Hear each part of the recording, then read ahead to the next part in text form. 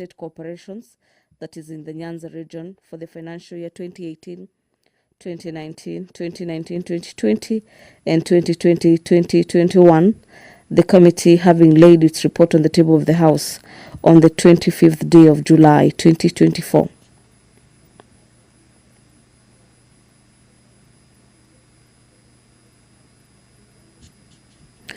The Political Parties Amendment Bill, National Assembly Bills number 35 of the year 2022 is lined up for consideration this morning. We will be expecting members of the National Assembly to make their contributions in regards to various amendments proposed in the Political Parties Amendment Bill. This is National Assembly Bills number 35 of the year 2022, and this bill is by the Vice Chairperson, Procedure and House Rules Committee. Equally, this morning, the Equalization Fund Administration Bill, this being a bill originating from the Senate, Bill number 14 of the year 2023 by the Chairperson, Departmental Committee on Matters Finance and National Planning, is lined up for consideration this morning.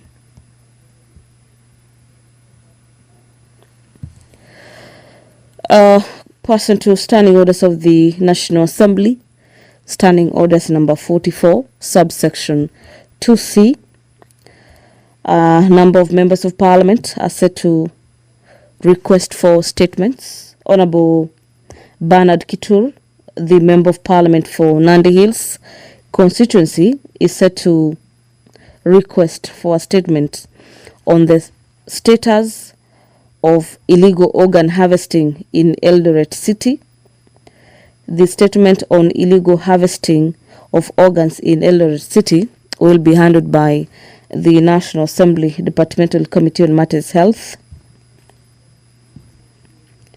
Honorable Mashua Waithaka, the Member of Parliament for Kiambu, will be requesting for a statement on the status of internet connectivity in ICT hubs within Kiambu constituency, and the request for statement will be handled by the Committee on Matters Information and Innovation.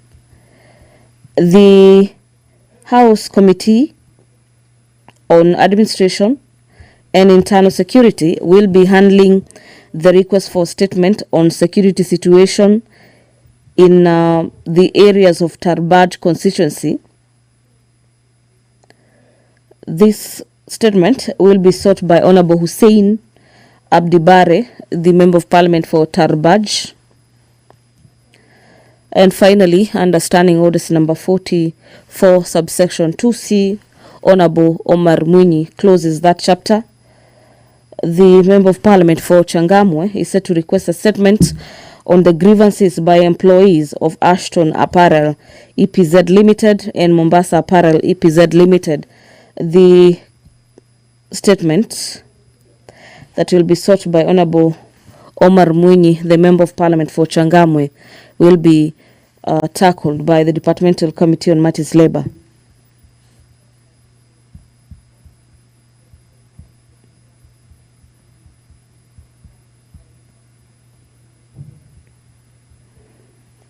This morning, we equally expect the National Assembly to debate the motion on the alleged unfair trade practices by foreign investors in Kenya.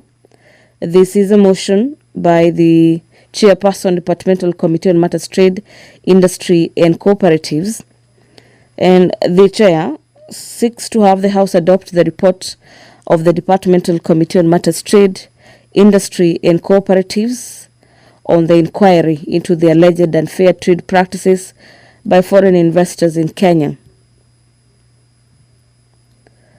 The Committee on Matters Trade, Cooperatives and Industries. 5 minutes. Report on the table of the House on the 7th March 2024. I gather that the Deputy Speaker has added an extra 5 minutes to the members yet to make their way into the chamber this morning to do exactly that, to allow the House to commence business this morning. And these directives given under Standing orders number 34 guide the House on matters quorum when the House is commencing business. According to the standing orders on matters quorum, the directive of the bell ringing for 5 and 10 minutes have already been given. And upon the lapse of the extra minutes that have been given by the Deputy Speaker of the National Assembly, Honorable Gladys Boss, currently presiding over the business of the National Assembly, is that if there is still no quorum present, the Speaker shall adjourn the House forthwith to the next sitting.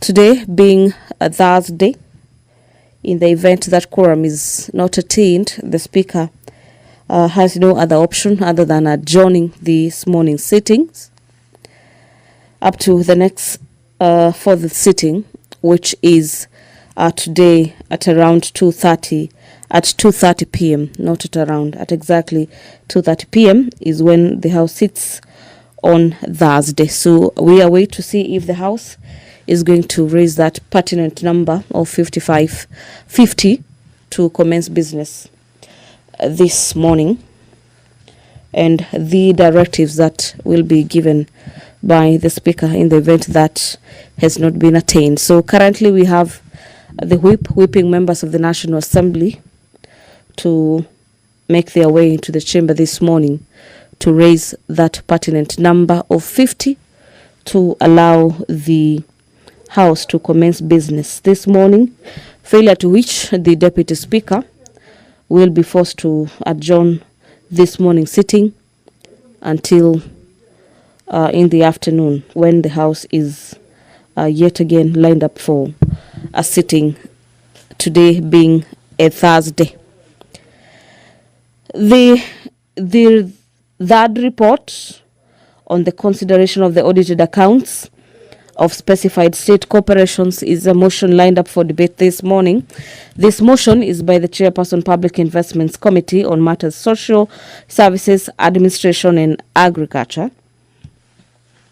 The committee, through its chair, is seeking to have the House adopt the report of the Public Investments Committee on Social Services, Administration and Agriculture on its consideration of the report of the Auditor General on the financial statements of the following state corporations.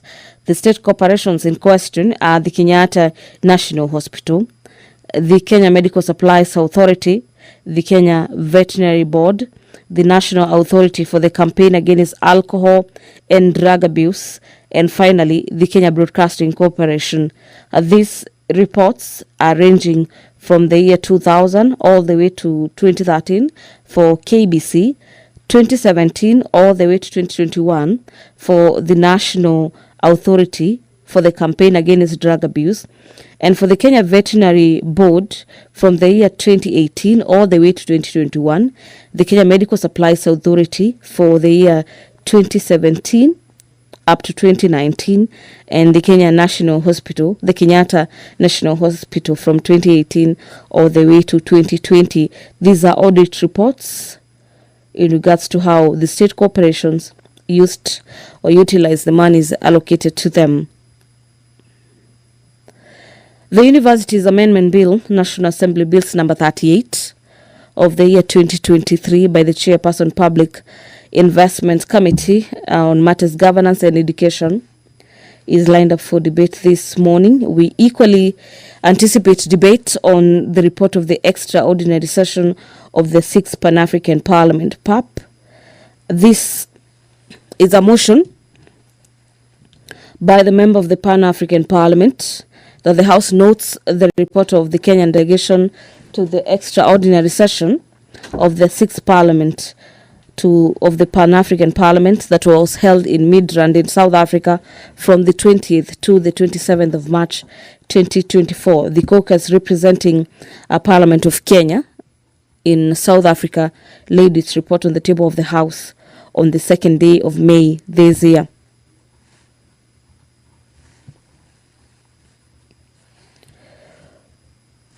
The debate on the report of the performance audit report on the provisions of services to persons with disabilities by the National Council for Persons with Disabilities is expected to take place this morning.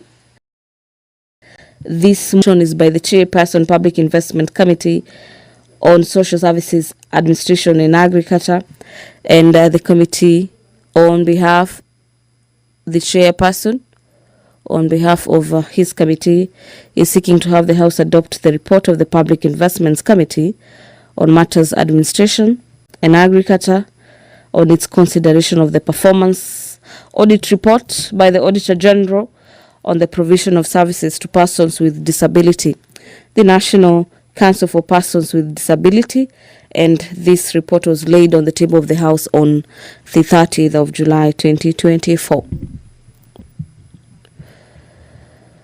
Some movements in the chamber this morning to ascertain whether the quorum has been achieved, and in the event the House is not properly quorated, the Speaker adjourns the House.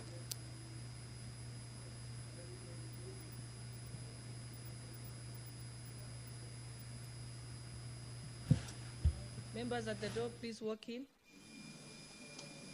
So we can start. Okay, let us proceed, honorable members. Those members say. First order. Order number 1, administration of oath.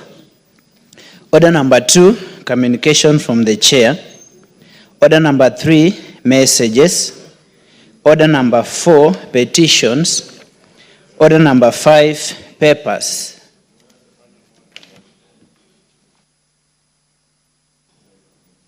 Honorable members, allow me to reorder the order paper. Just before you start, Honorable Osoro, when we get to order number 6, we shall move to order number 8 to 15, and then get back to order number 7. You may proceed, Majority Leader.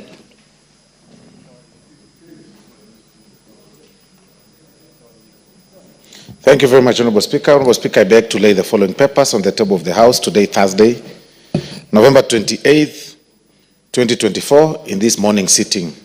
Reports of the Auditor General and financial statements for the year ended 30th June 2024, and the certificates therein in respect of Mombasa, Nairobi, Addis Ababa Road, Corridor Project Phase 3, number PZI DBO 095, loan number 2100-1500-255546, Kenya National Highways Authority.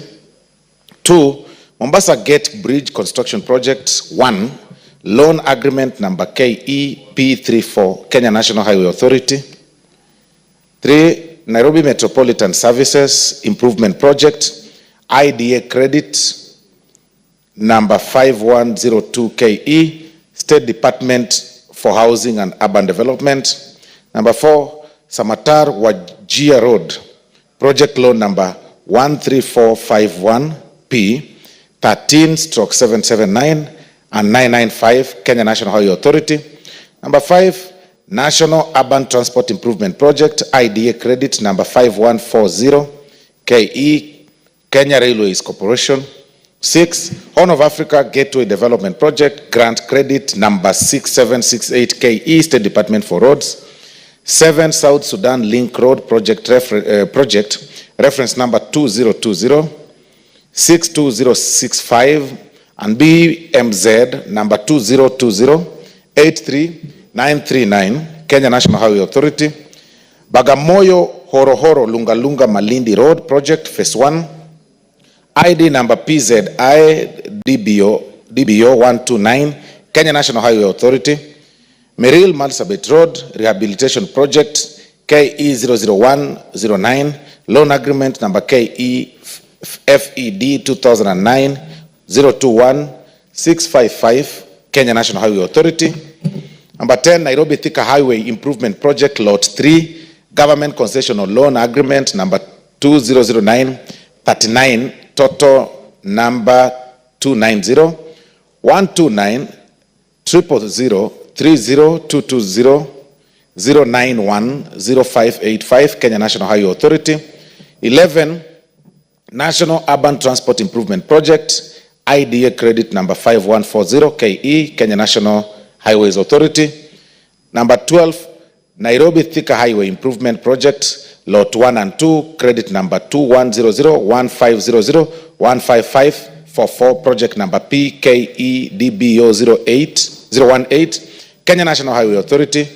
And number 13, Honorable Speaker, improvement of rural roads and market infrastructure in Western Kenya, project credit number BAMZ 200765-123, KFW and Kenya Rural Roads Authority.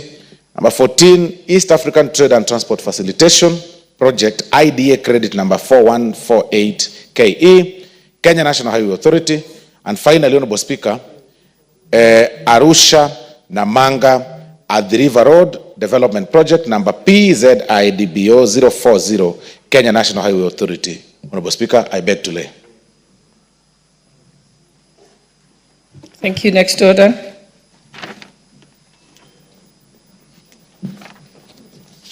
Order number 6, notices of motion. Order number 8, motion, report of the Committee of the Whole House on the Ethics and Anti-Corruption Commission Amendment Bill, National Assembly Bill number 11 of 2024. Question to be put. Honorable members, I now put the question that this House do agree with the report of the Committee of the Whole House on its consideration of the Ethics and Anti-Corruption Commission Amendment Bill, National Assembly Bill number 11 of 2024. Will as many as of that opinion say aye? Aye. Will as many as of the contrary opinion say nay? The ayes have it. Mover to reply? No, to move. Honorable Speaker, I beg to move that the Ethics and Anti-Corruption Commission Amendment Bill National Assembly Bill number 11 of 2024 be now read a third time. And I also request Honorable Oudo to second.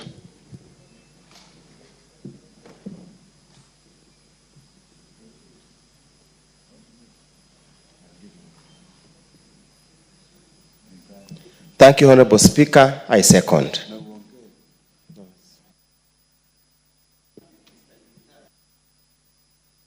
I now propose the question, which is that the Ethics and Anti-Corruption Commission Amendment Bill, National Assembly Bill number 11 of 2024 be now read a third time.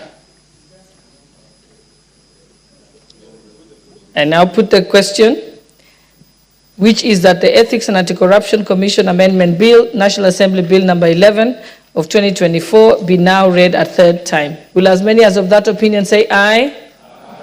Will as many as of the contrary opinion say nay? The ayes have it. A bill for an act of Parliament to amend the Ethics and Anti-Corruption Commission Act. Order number 9, motion, report of the Committee of the Whole House on the Kenya Roads Board Amendment Bill, National Assembly Bill number 18 of 2024. Question to be put. Honorable members, I now put the question that this House do agree with the report of the Committee of the Whole House on its consideration of the Kenya Roads Board Amendment Bill, National Assembly Bill number 18 of 2024. Will as many as of that opinion say aye? Aye. Will as many as of the contrary opinion say nay? The ayes have it. Mover? Let's finish the...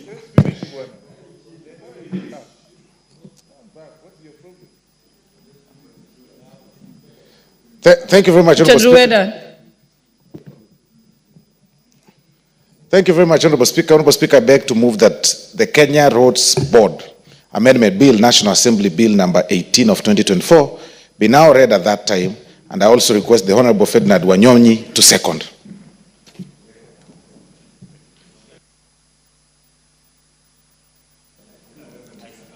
Mr. Speaker, I second.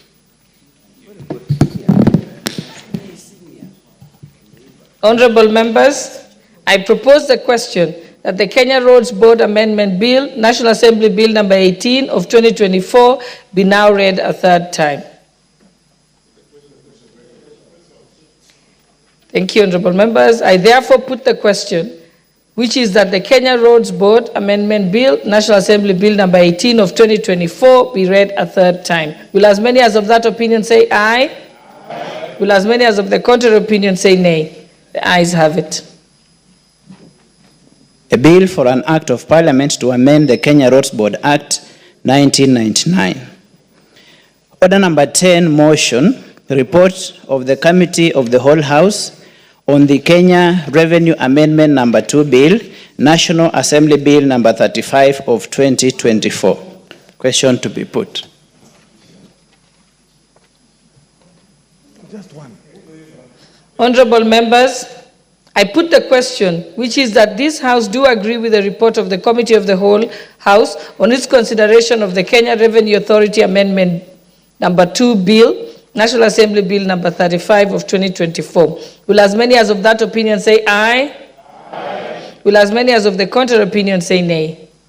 The ayes have it. Mover? Thank you very much, Honorable Speaker. Honorable Speaker, I beg to move that the Kenya Revenue Authority Amendment Bill number 2, Amendment number 2, I move again, Honorable Speaker. Honorable Speaker, I beg to move that the Kenya Revenue Authority Amendment number 2, Bill, National Assembly Bill number 35 of 2024 be now read at that time, and I also request the Honorable Rachel Nyamai to second.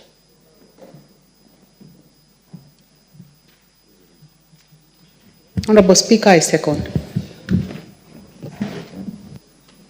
Honorable members, I propose the question, which is that the Kenya Revenue Authority Amendment number 2, Bill, National Assembly Bill number 35 of 2024 be now read a third time. I therefore put the question, which is that the Kenya Revenue Authority Amendment number 2 Bill, National Assembly Bill number 35 of 2023 be now read a third time. Will as many as of that opinion say aye? Aye. Will as many as of the contrary opinion say nay? The ayes have it.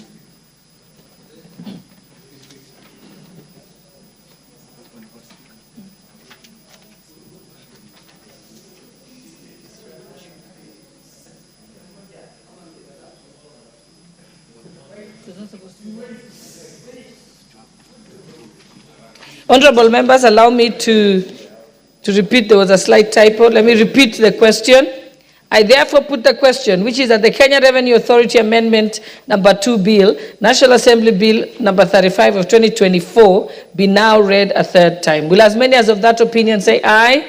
Aye. Will as many as of the contrary opinion say nay? The ayes have it. Next order. A bill for an act of parliament to amend the Kenya Revenue Authority Act. Order number 11, the Public Finance Management Amendment number 3 Bill, National Assembly Bill number 44 of 2024. Question to be put.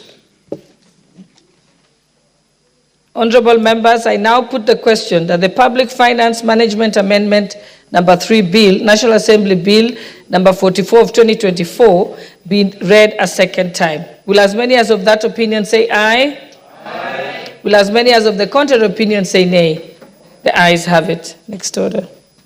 A bill for an act of parliament to amend the Public Finance Management Act to provide for financial management in the transfer of functions between Article 187 of the Constitution and for connected purposes. Order number 12, the Public Finance Management Amendment number 4 Bill, National Assembly Bill number 45 of 2024, second reading. Question to be put. Honorable members, I now put the question that the Public Finance Management Amendment number 4 Bill, National Assembly Bill number 45 of 2024 be read a second time. Will as many as of that opinion say aye? Aye. Will as many as of the contrary opinion say nay? The ayes have it. Bill, a bill for an act of parliament to amend the Public Finance Management Act and for connected purposes. Order number 13, the Public Procurement and Asset Disposal Amendment Bill, National Assembly Bill number 48 of 2024, second reading. Question to be put.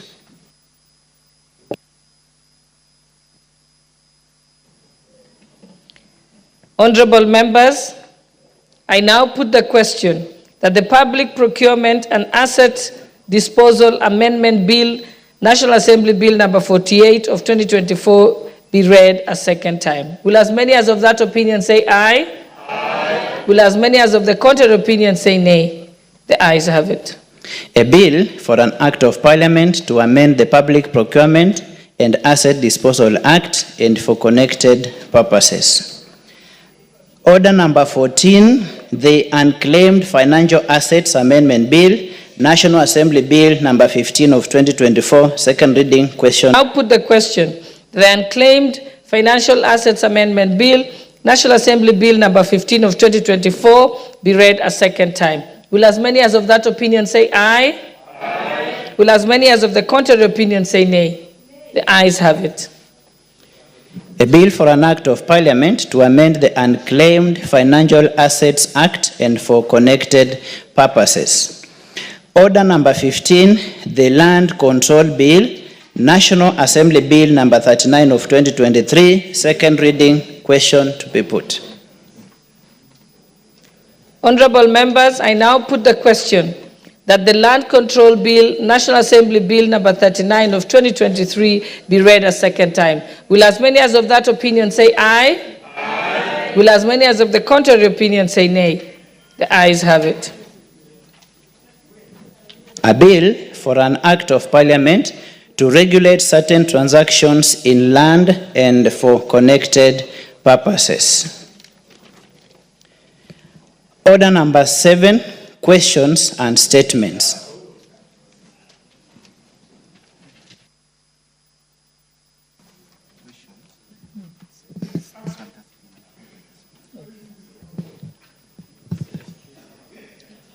Honorable members, I think we have several statements.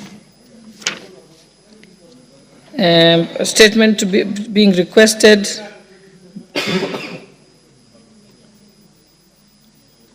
Yes, the Honorable Abdi Bare, member for Tarbaj.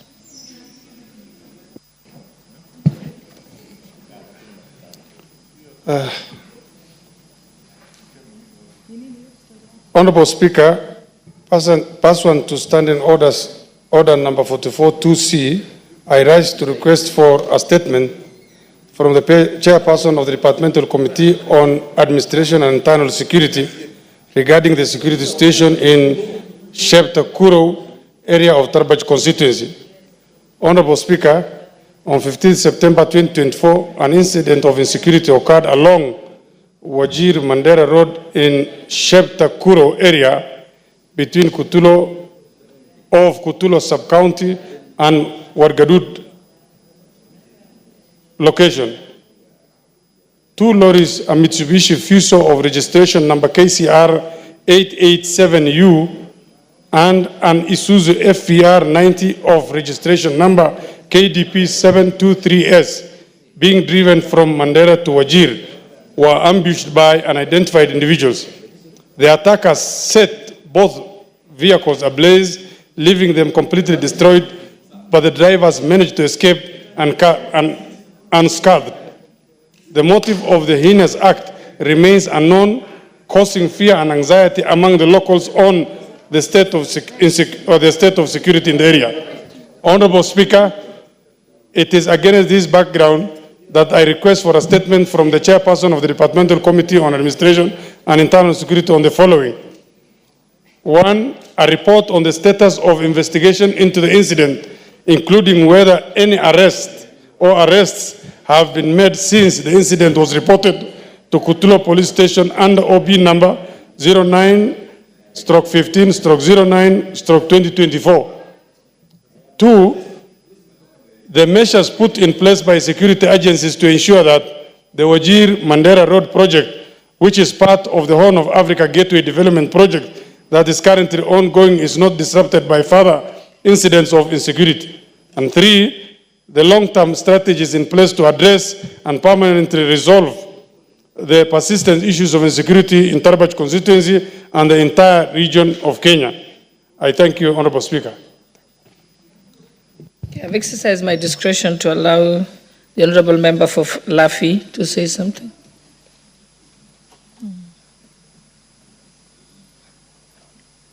You're giving you the mic. Yeah. Thank you, Madam Speaker, for giving me this opportunity. May I take this opportunity to thank Honorable Hussein, member for Tarbaji, for coming up with this statement. Madam Speaker, it is a concern. I have an interest on this statement. The owners of the said vehicle, one of the owner comes from my constituency, which is Lefe, and the other one comes from the neighboring constituency, which is Mandera South. This incident happened on September this year. Up to date, we have me and the honorable member and the member for Mandera South. We have been together on this matter, and we have at least make sure that no other incident happen in that area. We have brought the community together. But kindly, Madam Speaker, I want you to help us on this, because since September we have not get any report concerning on this from the security department. We even went up to the area and had a meeting with the security department, and they have assured us that they will give us report in due course.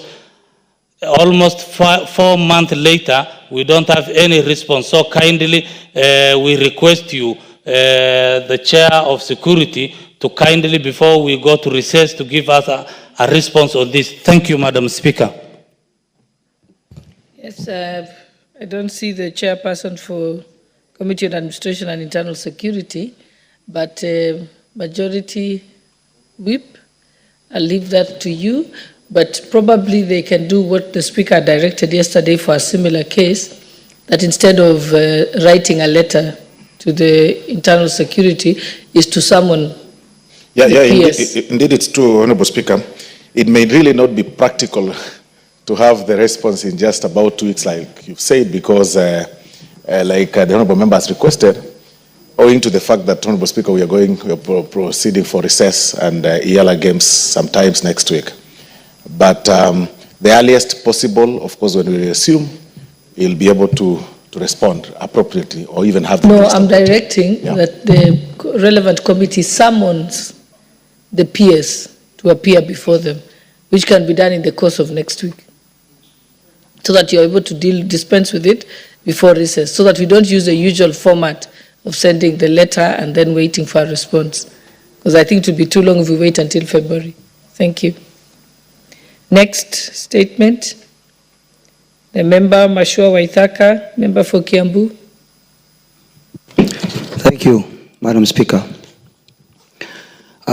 I stand up to request for a statement regarding the status of internet conductivity in ICT hubs within Kiambu Town constituency. Honorable Speaker, pursuant to the provisions of Standing Order 44-2C, I wish to request for a statement from the chairperson of the Departmental Committee on Communication, Information and Innovation regarding the status of internet connectivity in ICT hubs within Kiambu constituency. Honorable Speaker, in June 2022, the Ministry of Information, Communication and the Digital Economy initiated a partnership with the Kiambu Town Constituency National Government Constituency Development Fund, NGCDF, Office to enhance digital connectivity in 4 youth centers. The partnership aimed to establish fully equipped ICT hubs at Ndumberi Youth Center, Tinganga Youth Center, Kihingo Youth Center, and Geshosho Youth Center, in conjunction with Telecom Kenya.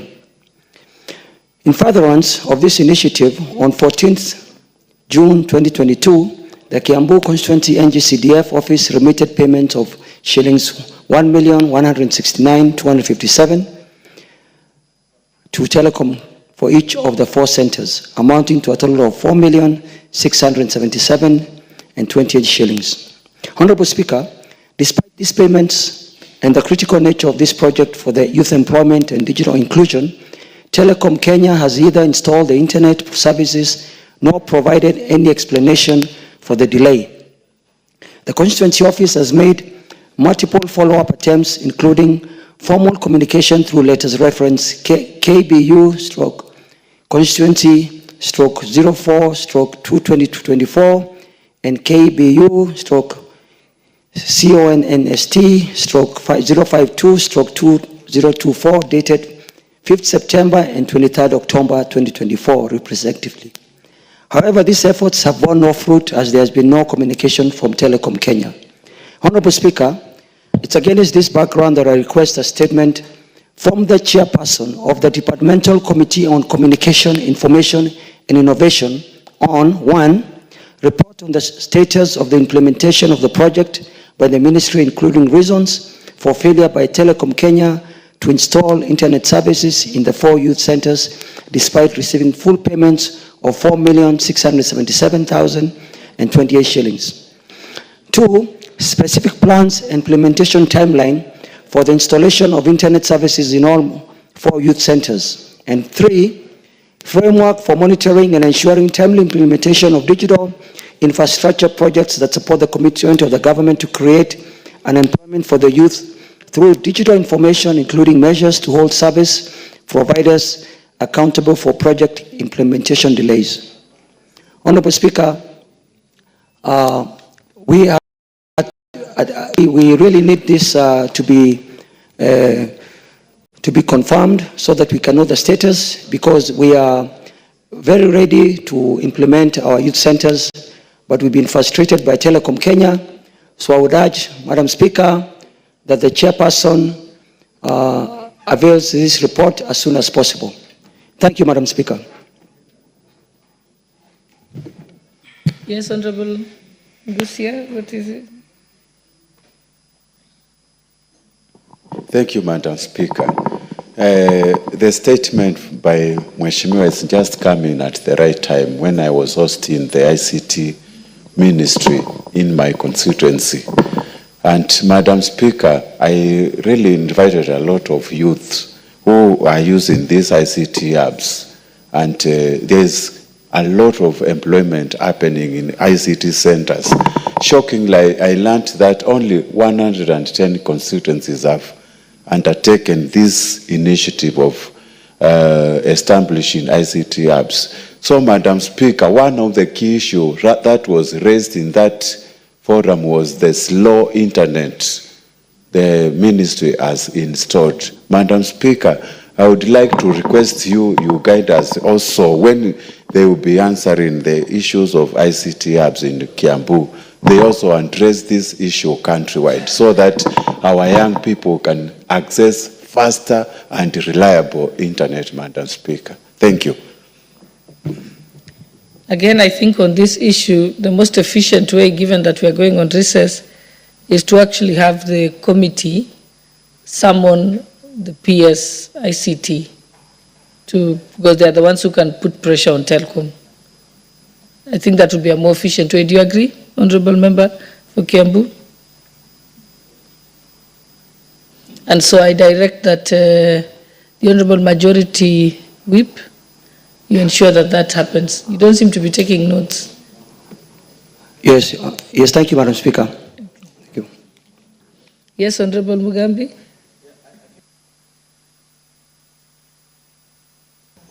I think that motion is very important, but I think where we have reached at what His Excellency has been talking about, I think the ministry is letting the President down, because this is one of the flagship project of His Excellency the President. There seems to be a bit of disconnect, Madam Speaker, between the constituency offices, between the ministry itself, and what we and who is supposed to be doing what.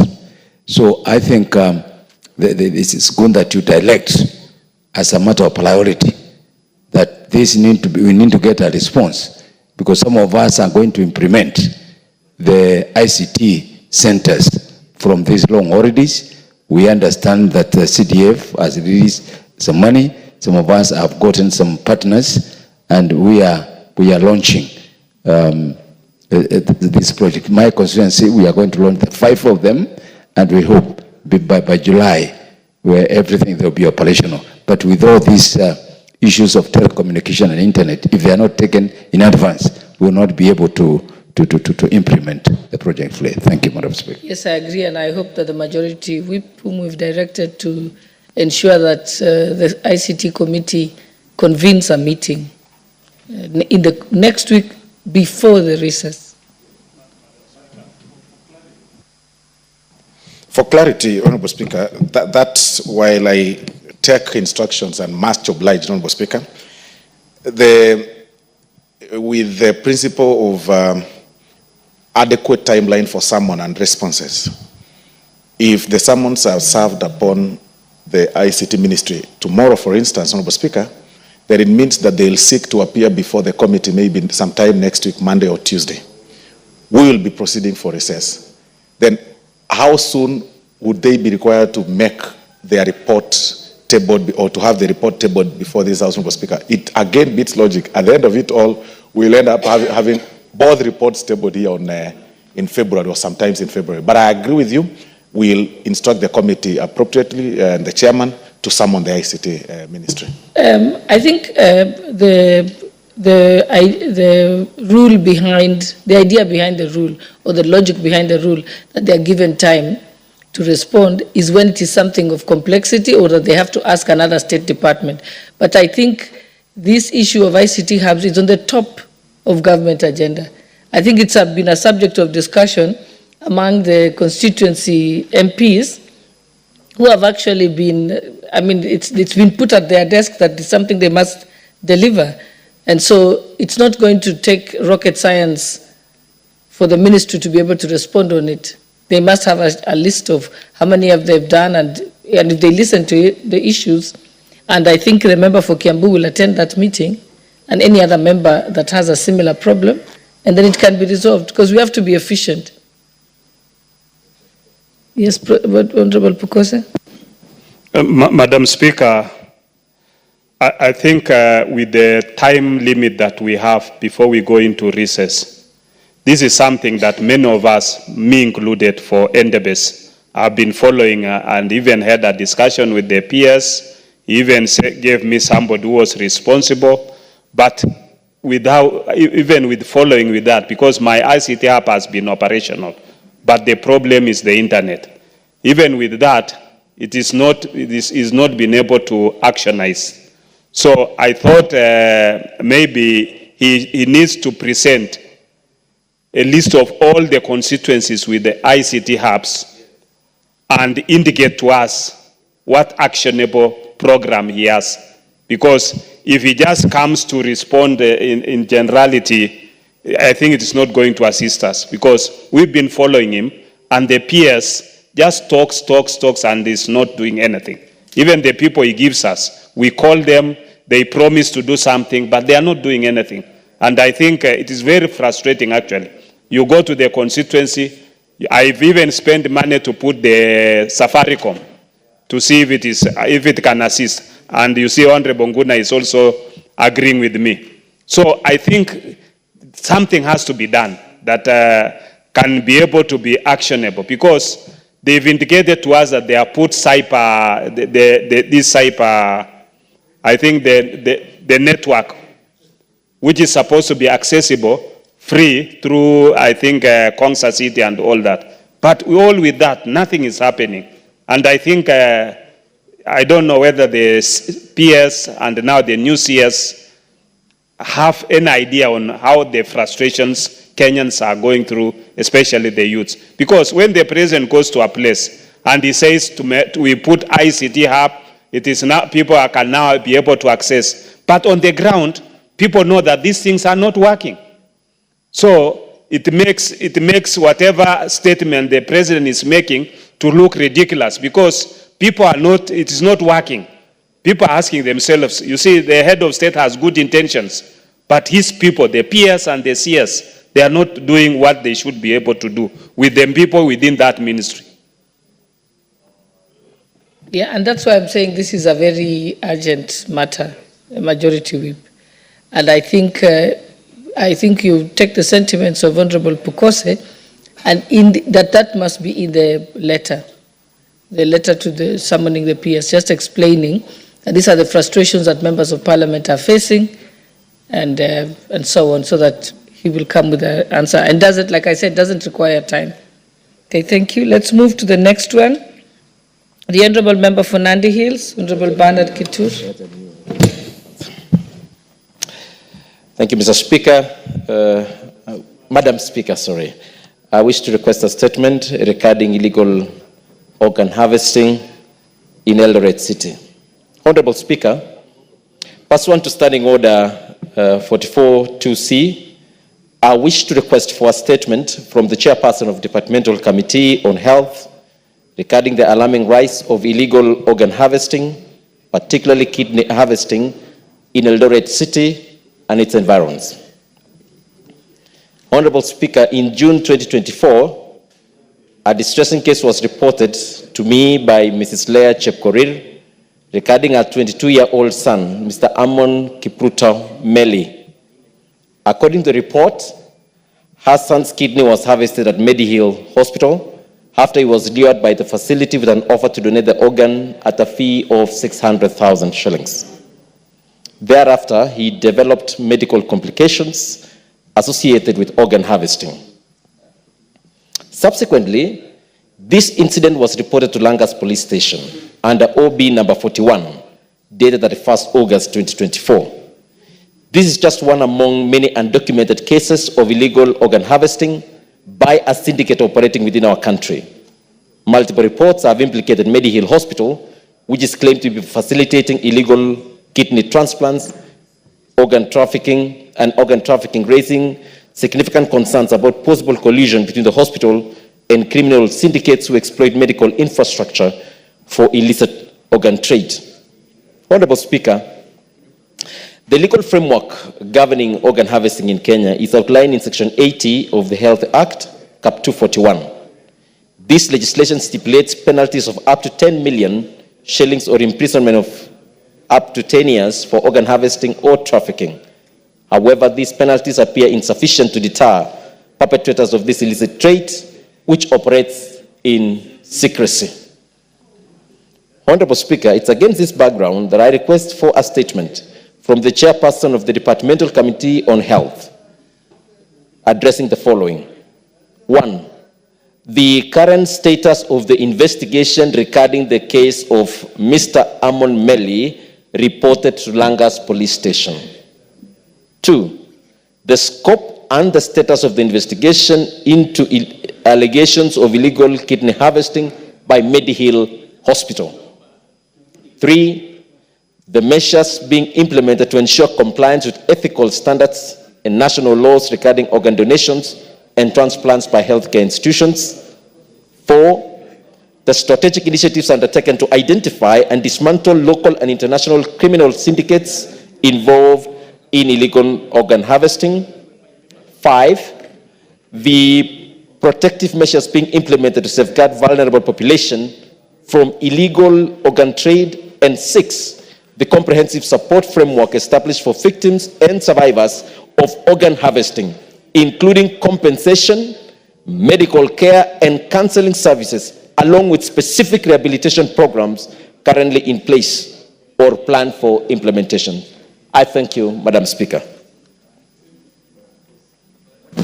Member for the Chairperson for Health, I think, in fact, this is not an issue that you'll ask the Ministry of Health. It's actually an issue with the DCI or the IG, because I know that I personally also took a family to report a similar incident at Langas Police Station less than 3 weeks ago, and the OCS confirmed that they've been investigating it for several years. So I think it's an issue that you must talk to the criminal investigators, because it's been going on for quite, the investigations have been 3 years. So I think you'll direct it, actually, summon the IG, because the investigations is the issue. Thank you, Madam Speaker, for adding into that. And it's a very weighty matter, Madam Speaker, that the committee will have to do investigation, and we'll also look at the law, because there is a lacuna in terms of the law in as far as organ transplant is concerned. the bill for by the National Tissue Transplant came to this House, and initially it had issues and it was withdrawn. Currently, we have a bill which is in our drafting office at the pre-publication scrutiny, and we'll be able to have a law that will govern that. But meanwhile, these are very serious allegations that I think even the public must have concern when you talk about people harvesting organs from and suspecting Kenyans and even doing organ trafficking, which means it goes even beyond the borders, and therefore your direction that we have to call the IG, and we'll also have to visit Eldoret and also go to Langas, where the matter was reported, and find out what have they done. And we'll also need to see this, go to this Medihill Hospital and look at how many cases they've been able to do organ transplant in that place, and also seek public opinion, members of public, anybody with information to that effect to volunteer to the committee so that we can prepare a comprehensive report. In view of the fact that we are going on recess, I would ask Honorable Speaker that using standing order number 1, that this matter does not lapse with the Parliament going on recess, so that the committee during its recess period can do a thorough investigation on this and allow us to report to this House when Parliament resumes from recess. Thank you, Honorable Speaker. I think, Honorable, because you can, as chairperson, you can send a request to the substantive speaker to be allowed to sit during the recess, or at least convene at that time your committee. But there are two aspects here. There is the law that's being developed, but there is also the aspect that criminality has occurred. Offenses have occurred as we speak now, which is the illegal organ harvesting. So you look at, I know that Honorable Nyikal and Honorable Nyamai wanted to weigh in on this. Allow Honorable Nyamai, then you, Honorable Nyikal. Thank you very much, Honorable Speaker. I would like to support this statement by the young Member of Parliament who is very active in this House, and to agree with you, Madam Speaker, that this is not only a health matter, it is a criminal issue. And I am sure that the Honorable Dr. Pokose is equal to the challenge. This is not only happening in Kenya, it is happening in the whole of Africa. Initially, it was about poverty, but now it is about people lengthening their lives by acquiring organs of younger people and believing that when they have these organs of younger people, they can live longer. So I believe that it's a complicated matter that the committee needs not only to be assisted by experts in the Ministry of Health, but to make sure that they go also to the Ministry of Interior, where they weigh on this matter beyond health, because it's not only health. It's about poverty, it's about people's health, it's about people lengthening their lives, it's about crime. So it's a matter that is complicated, but I believe that the Honorable Pokose can deal with this matter. Thank you for giving me a chance, Madam. Honorable Nyikal. Thank you, Madam Speaker. This is an extremely important matter before us, and I applaud the Honorable Member for raising it. And I want to support what the chair of our committee actually indicated. It is actually a criminal matter. It is a professional matter. And therefore, we need to look at it. We'll not only look at the police aspects, we'll also have to carefully look at the professional aspects, because for it to happen, professionals must be involved. And it's not just probably one profession, it will be a number of professions. So I think if you are given the time, and our chair can actually seek permission from the substantive speaker, so that we actually look at all aspects of this and make sure that the various laws eventually get into place, the professionals that have been involved is taken to task, and then the criminal aspects also then weigh in. So I really support the move by the member and the suggestion by our chair of the committee. Honorable Tongoyo.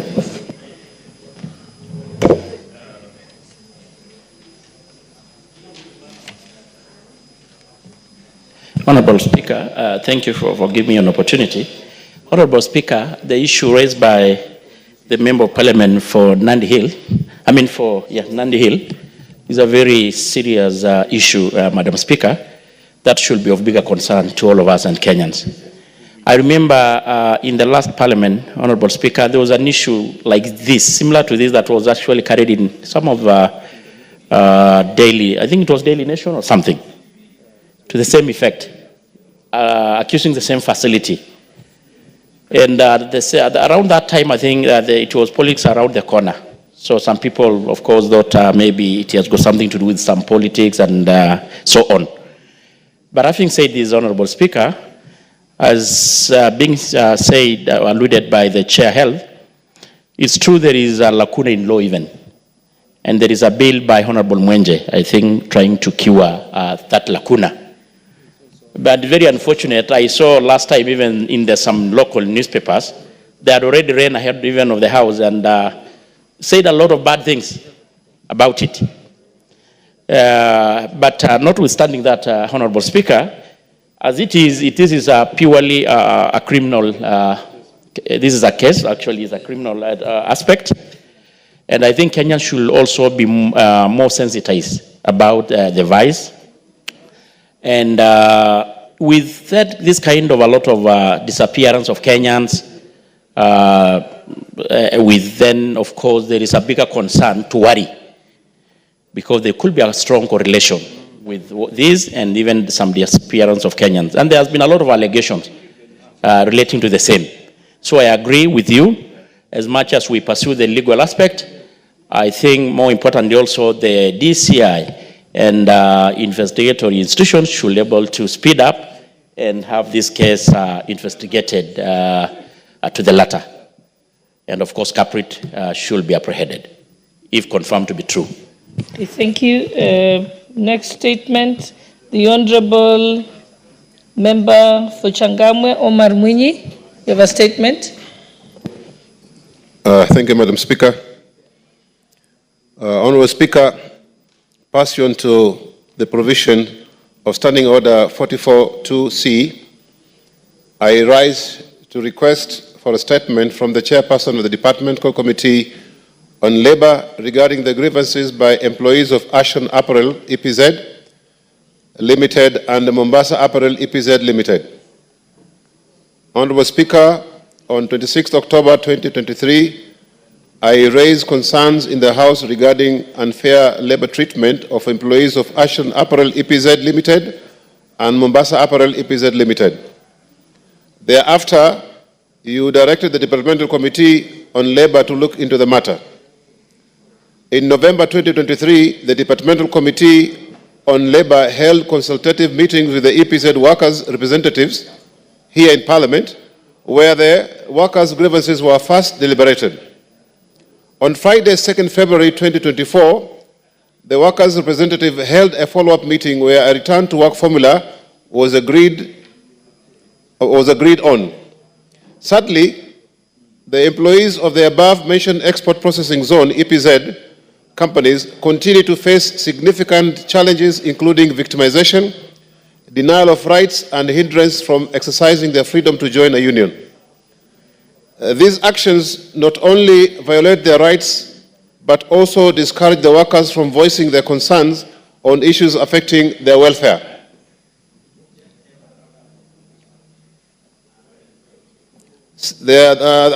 Concerning their welfare, safety, and fair treatment in the workplace, contrary to Article 41 of the Constitution. The persistent violation of workers' rights by the two companies calls for for comprehensive intervention of this House. Honorable Speaker, it is against this background that I request for a statement from the Chairperson of the Departmental Committee on Labour on the following.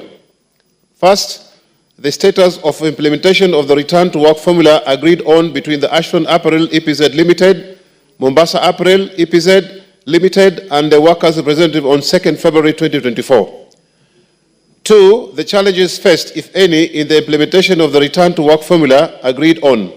And 3, an inquiry into the alleged violations of constitutional rights of the workers by Ashton Apparel EPZ Limited and Mombasa Apparel EPZ Limited, and recommendation for lasting solutions to the matter. I thank you, Honourable Speaker. And if you may allow, Madam Speaker, I would like to give you the current situation as it stands right now, as it stands. Madam Speaker, it is very unfortunate that the Labour Ministry, which is supposed to be the ministry which safeguards the workers' interest, it is actually the first which, of course, is trying to work with the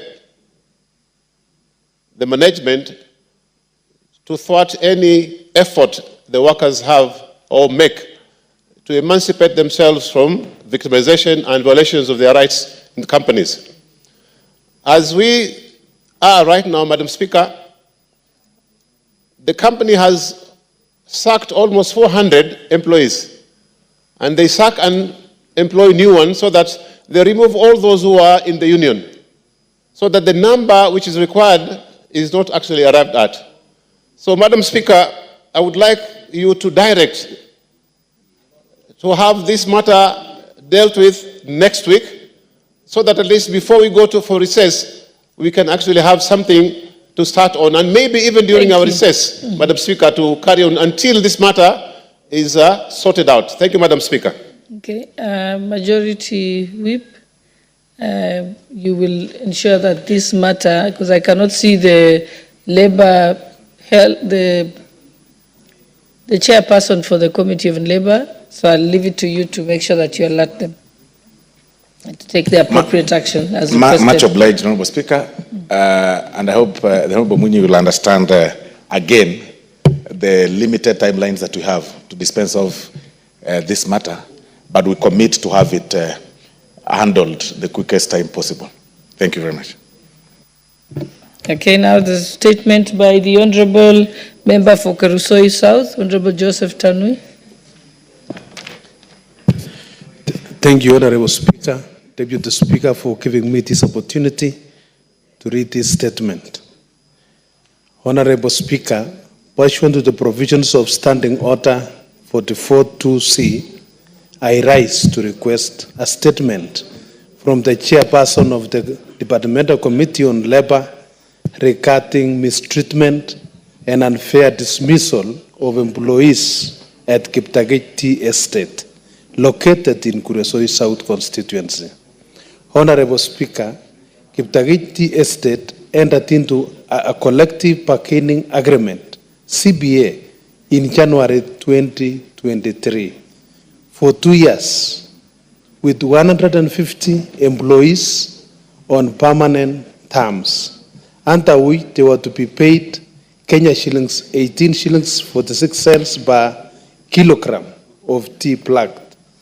However, the factory violated this agreement by unilaterally reducing the payment to Kenya shillings 8 per kilogram, which is a significant breach of the agreed upon terms. The employees have encountered numerous injustices, including low wages, unfair dismissal, and intimidation through excessive police force when advocating for their rights. Further, the introduction of tea plucking machines has resulted in an abrupt termination without prior consultation, while others have allegedly been pressured into resigning. Honourable Speaker, it is against this background that I seek a statement from the chairperson of the Departmental Committee on Labour on the following. 1. Measures taken by Kiptagich Tea Estate to reinstate the dismissed tea pluckers and provide them with compensation for unfair dismissal and lost income. Number 2, steps being taken to address the mistreatment, unfair dismissal, violations, and breach of the collective bargaining agreement and employee contracts at Kiptagich Tea Estate. Thank you, Honorable Speaker. Thank you again. I think that's under the same Committee on Labor. So I think, Honorable Osoro, you'll ensure that this reaches the chairperson who's not present. Okay, we may proceed to the next order. Much obliged.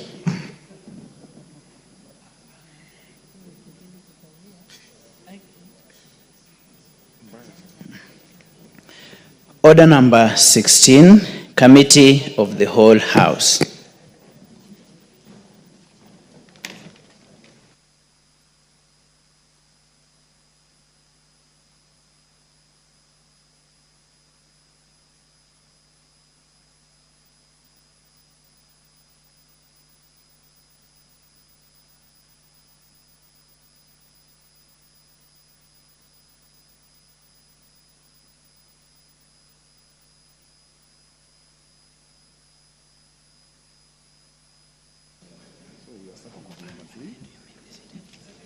Honorable members, you may be seated.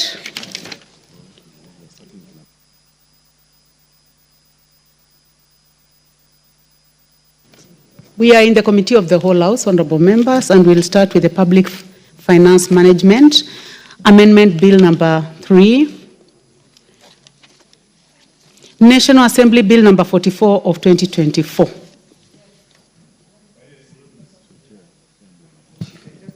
I can see the Chairman Finance is here, so we may proceed.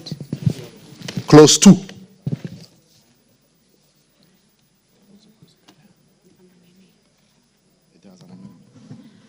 I propose the question that Clause 2 be part of the bill. Chairman. Chairman Finance. Thank you, Honorable Chair. I beg to move that Clause 2 of the bill be amended as proposed.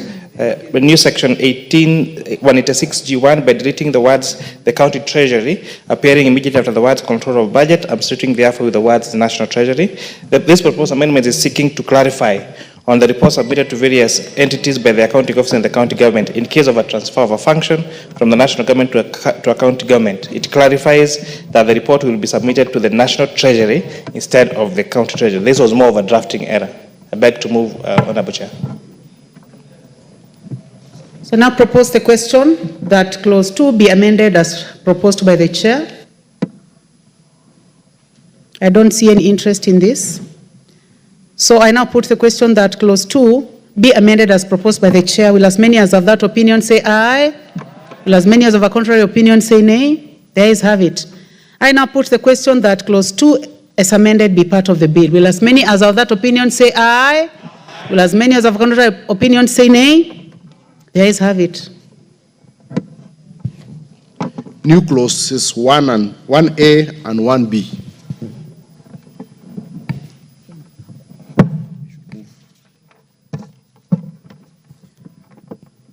I now call upon the Chair to move second reading of the new clause 1A and 1B. Honorable Chair, I beg to move that new clause 1A and 1B be read a second time. Honorable Chair, these new clauses came out of public participation. We've had county governments fail to remit statutory deductions like PAYE, like NSSF, like SHE, like pension deductions to that they already deduct from the employees and remitting these statutory deductions to the respective entities, and therefore this requirement will mean that the controller of budget now will not approve withdrawals from the county revenue fund where those statutory deductions have not been remitted to the statutory entities. I beg to move, Honorable Chair.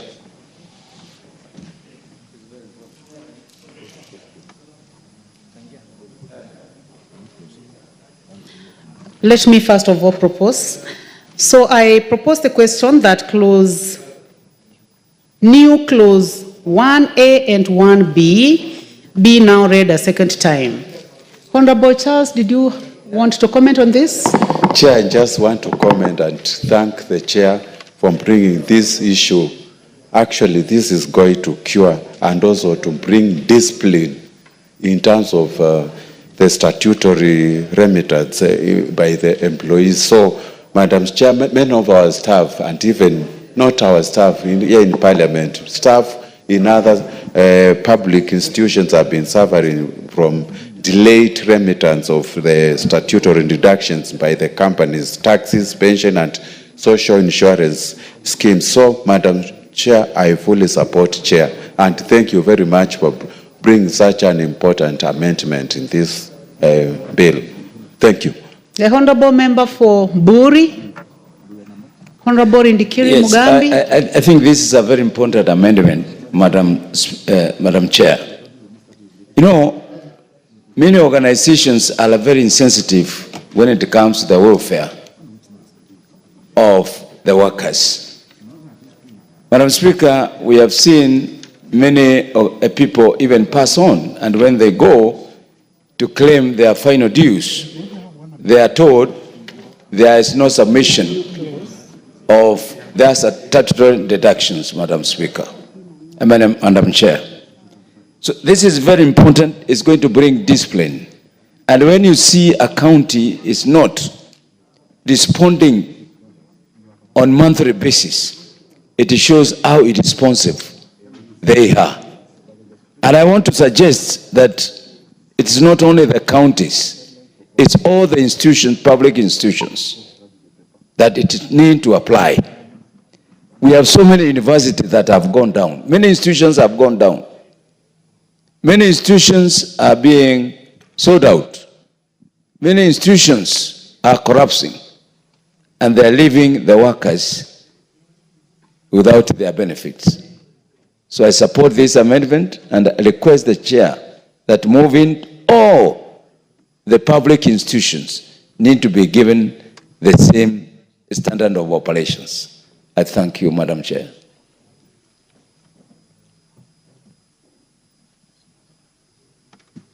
Sosoro. The Honorable Silvana Sosoro, Majority Whip. Thank you very much, Honorable Speaker. Honorable Speaker, on the new clause 1A, Honorable Speaker, that, oh, sorry. Thank you very much, Honorable Speaker. Honorable Speaker, I also want to join the other members who've spoken ahead of me in support of what the Honorable Chair for Finance has moved. Honorable Speaker, it is important to realize that the remittance of the statutory deductions is paramount, Honorable Speaker. And the challenge that we've been having, Honorable Speaker, all along is that because of such lacuna in law, the remittance of such statutory deductions has always had, put on trial, Honorable Speaker. And I think this will cure that challenge entirely, give the relevant authorities, including the control of budget, power or a bit of some retributory measures, of course, to even not to approve any withdrawals from the county revenue fund if such deductions have not been remitted, Honorable Speaker. So I also support on that. Thank you very much, Honorable Speaker. Thank you, Majority Whip. I now put the question that clause 1A, that new clause 1A and 1B be part of the bill. Will as many as of that opinion say aye? Aye. Will as many as of a contrary opinion say nay? The ayes have it. New clause 1A. I now call upon the mover. 1A. Honorable Speaker, I beg to move that the bill be amended in new clause 1A, Honorable Speaker, the new clause immediately after clause 1A. Chair, you are going to move second reading because it's a new clause. Sorry. Honorable Speaker, I beg that the new clause 1A be now read a second time, Honorable Speaker.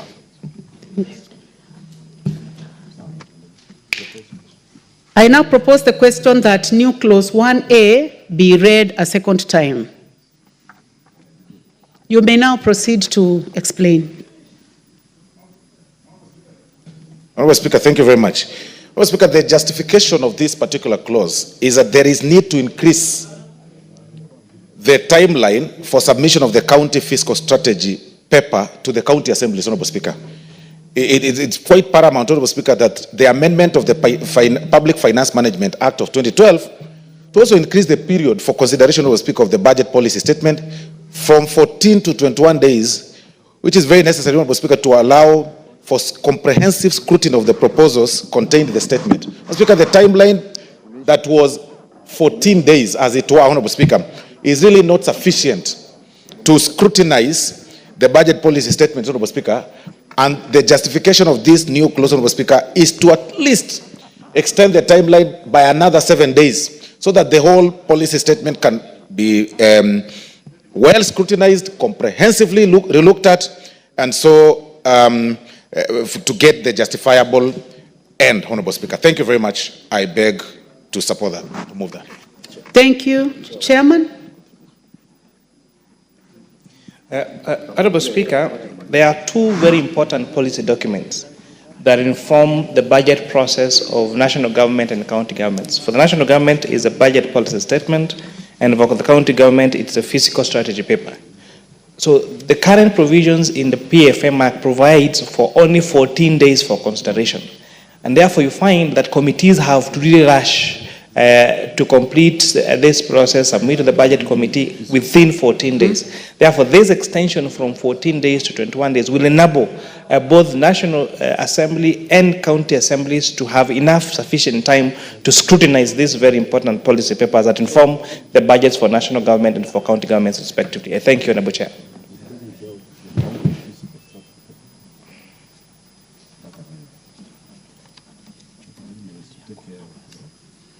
Honorable Charles Nguna. Chair, I just want to support the move and the chair for this very important proposal. Even as parliamentarians, we have been really struggling in terms of producing these policy documents. At most of the time, even if we are struggling and others are struggling, I think it is very difficult for us to understand the whole policy statement. So extension by another 7 days is very important so that we can read, digest, and actually integrate it in our plan. So, Madam Chair, I support. The Honorable Member for Nyamira County. Thank you, Honorable Chair. I also rise to support the amendment as given by the mover, simply because when things are done in hurry, sometimes we make mistakes.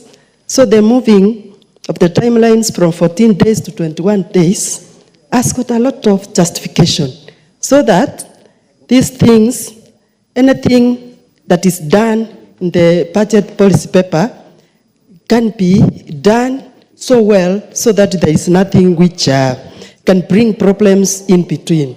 So, Honorable Speaker, I stand to support, and this will be good for our county governments. Thank you, Honorable Speaker.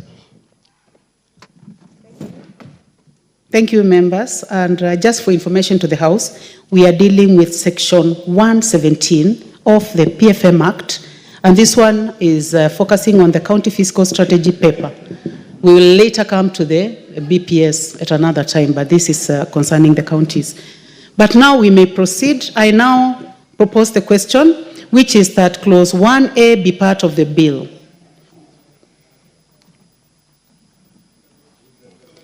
Now I take this again.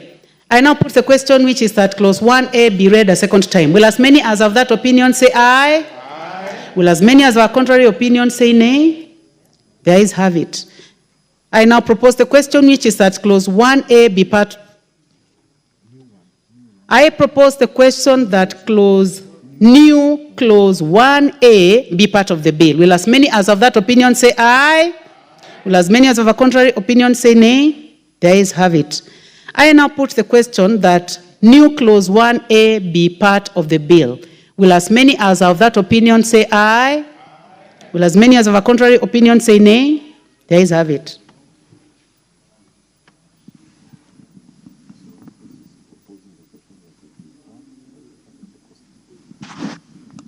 Long title. I propose the question that the long title be the title of the bill. Chair? Honorable Chair, I beg to move that the long title of the bill be amended by deleting the word between and substituting the words between the two levels of government, pursuant to. And the justification to this, Honorable Chair, is amendment is to insert words which were omitted during the publication of the bill. It's more of a cleanup, Honorable Chair. I propose the question that the long title be the title of the bill. Will as many as of that opinion say aye? Aye.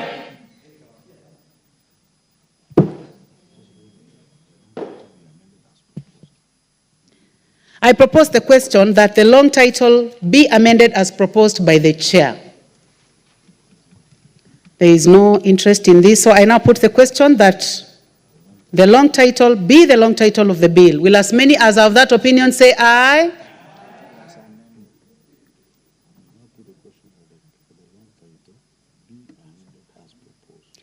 I now put the question that the long title be amended as proposed by the chair. Will as many as of that opinion say aye? Aye. Will as many as of contrary opinion say nay? The ayes have it. I now put the question that the long title as amended be part of the bill. Will as many as of that opinion say aye? Aye. Will as many as of a contrary opinion say nay? The ayes have it. Title. I propose the question that the title be the title of the bill. No amendment, so I now put the question that the title be the title of the bill. Will as many as of that opinion say aye? Will as many as of a contrary opinion say nay? The ayes have it. Clause 1. I propose the question that clause 1 be part of the bill. No amendment, so I put the question that clause 1 be part of the bill. Will as many as of that opinion say aye? Will as many as of a contrary opinion say nay? The ayes have it. I now call upon the mover to move reporting. Chair? Honorable Chairperson, I beg to move that the committee do report to the House its consideration of the Public Finance Management Amendment Bill number 3 of 2024, National Assembly Bill number 44 of 2024, and its approval therefore with amendments.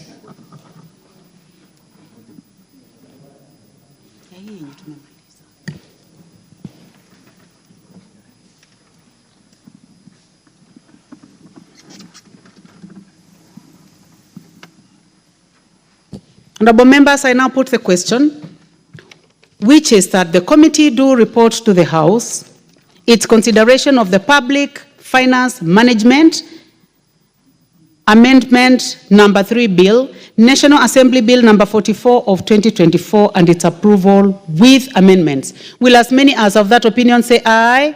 Aye. Will as many as of a contrary opinion say nay? The ayes have it. Honorable members, you are now going to move to the next bill, which is the Public Finance Management Amendment number 3 Bill.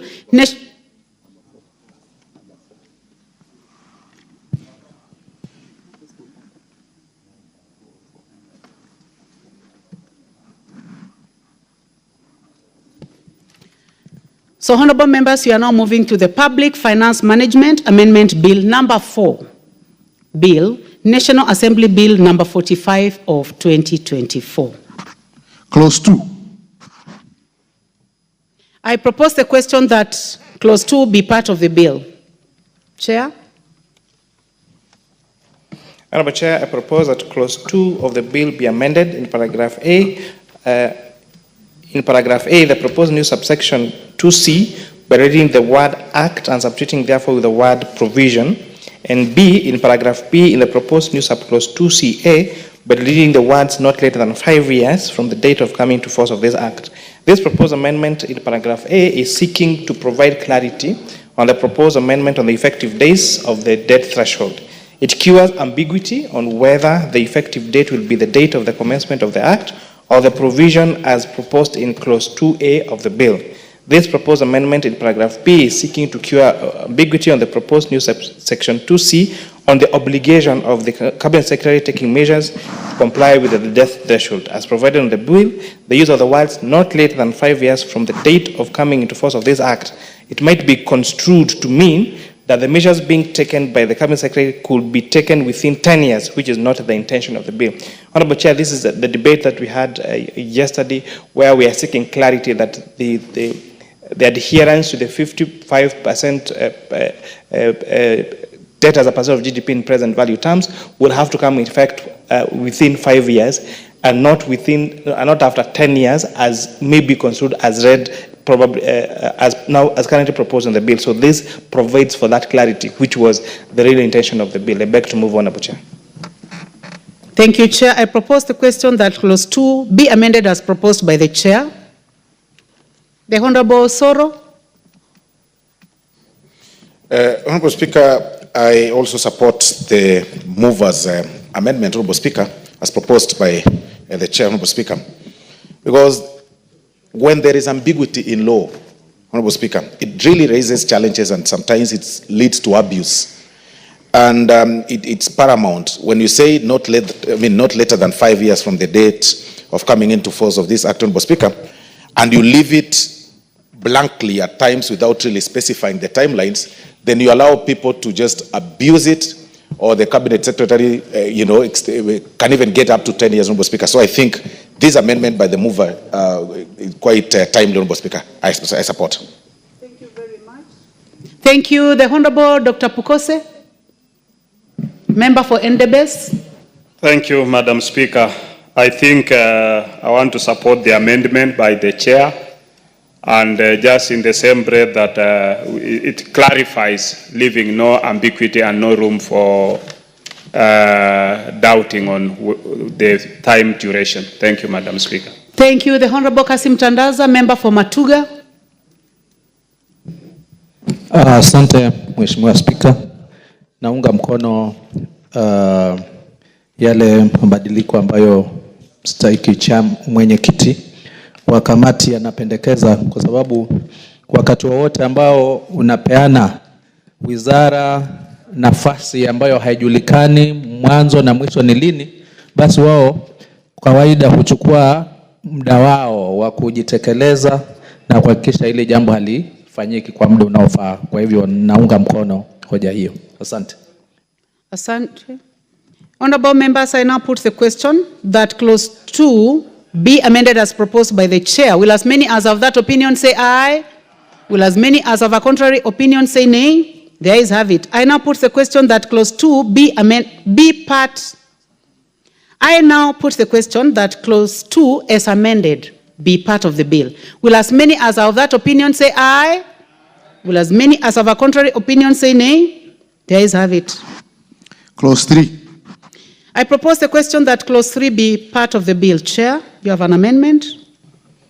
Yes, Honorable Chair, I beg to move that clause 3 be amended A in paragraph A by deleting the words paragraph G and substituting therefore the words E, and by renumbering the proposed new paragraph H as the paragraph EA, by renumbering the proposed new paragraph I as paragraph EB, in paragraph B in the proposed new subsection 6 by deleting the word subsection 1H appearing immediately after the words contemplated under, and substituting therefore the word subsection 1EA, and lastly by deleting the word subsection 1H appearing immediately after the words commencement of, and substituting therefore the words subsection 1EA. Honorable Chair, these amendments are seeking to provide a logical flow of the proposed additional functions of the public sector account standards board. Now that you've given them a new function of ensuring migration from cash to accrual accounting, then there is need now to rename how those particular subsection appear in the bill and now as when amended in the act. I beg to move, Honorable Chair. Thank you. I propose the question that clause 3 be amended as proposed by the chair. Honorable Charles Nguna, is your interest in this? No? Please proceed. I do not see any further interest in this. So I now put the question that clause 3 be amended as proposed by the chairman. Will as many as of that opinion say aye? Will as many as of a contrary opinion say nay? The ayes have it. I now put the question that clause 3 as amended be part of the bill. Will as many as of that opinion say aye? Will as many as of a contrary opinion say nay? The ayes have it. New clause 1A. I now call upon the chairman, the majority leader, to move second reading of that new clause. Thank you very much, Honorable Speaker. Honorable Speaker, I beg to move that new clause 1A be read a second time.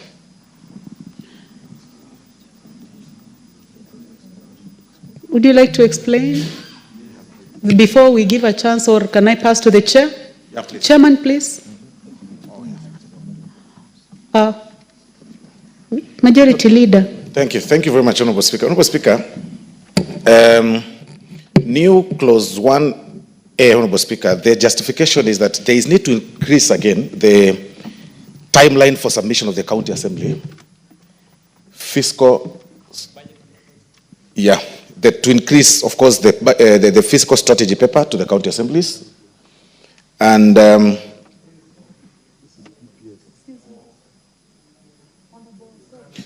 sorry.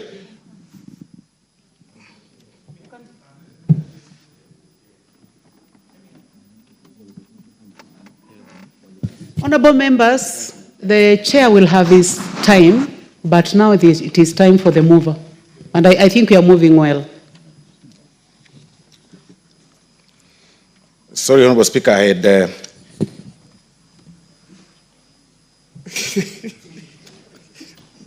Honorable Speaker, you can protect me from the kingpin, Honorable Speaker. I had misplaced... Member for Emukuru Dikri. Honorable Speaker... Emurua. Member for Emurua Dikri. Please, be orderly. Honorable Speaker, you may proceed, Majority Leader. Thank you very much, Honorable Speaker. Honorable Speaker, I had misplaced my notes. Honorable Speaker, the amendment of the Public Finance Management Act of 2012, Honorable Speaker, seeks to increase the period of consideration of the budget policy statement again from 14 days, Honorable Speaker, to 21 days, which is necessary again to allow for comprehensive scrutiny of the proposals contained in the statement. This is the purpose, Honorable Speaker. At least again to extend that timeline from 14, Honorable Speaker, to 21. I mean, one will not lose too much, Honorable Speaker, for waiting at least for another 7 days for people to scrutinize the BPS, Honorable Speaker, and understand it better. Because the hard nature of people, trying to pull through the BPS just within the 14 days, Honorable Speaker, needed to be extended so that people can really understand it. So I beg to move, Honorable Speaker. Thank you. Thank you, Honorable Soro. I propose the question that new clause 1A be now read a second time. Chairman? So, Honorable Chair, maybe we are wondering why we have two PFM amendment bills separate. So the PFM bill number 3 that we just passed includes county functions. And that's why we are saying when you transfer funds, they must be accompanied by transfer of funds. And that is why we now move an amendment in that bill to increase the time for the county fiscal paper. But now this other PFM is dealing with the debt anchor, which now, because it doesn't concern counties, doesn't have to go to Senate. So the first bill will obviously have to be transmitted to the Senate. This bill, because it does not contain counties, will only be processed in this House. And that's why now the amendment on budget policy statement processing days be increased from 14 to 21 falls square onto this bill. I wanted to make that clarification why there are two bills separate that amend the same Public Finance and Management Act. Thank you, Chair. I now put the question that new clause 1A be now read a second time. Will as many as are of that opinion say aye? Will as many as are of a contrary opinion say nay? The ayes have it. I now propose the question, which is that new clause 1A be part of the bill? Honorable members, I do not see interest in this, so I will proceed. I put the question that new clause 1A be part of the bill. Will as many as are of that opinion say aye? Will as many as have a contrary opinion say nay? The ayes have it. Title. I propose the question that the title be the title of the bill, and there be no amendment. I now put the question that the title be the title of the bill. Will as many as of that opinion say aye? Will as many as have a contrary opinion say nay? The ayes have it. Clause 1. I propose the question that clause 1 be part of the bill. There be no amendment. I now put the question that clause 1 be part of the bill. Will as many as have that opinion say aye? Will as many as have a contrary opinion say nay? The ayes have it. I now call upon the mover to move reporting. Honorable Chairperson, I beg to move that the committee do report to the House its consideration of the Public Finance Management Amendment Bill number 4, National Assembly Bill number 45 of 2024, and approval therefore with amendments. Thank you very much, Chair. Honorable members, I now put the question, which is that the committee do report to the House its consideration of the Public Finance Management Amendment number 4, Bill, National Assembly Bill number 45 of 2024, and its approval with amendments. Will as many as have that opinion say aye? Aye. Will as many as have a contrary opinion say nay? The ayes have it.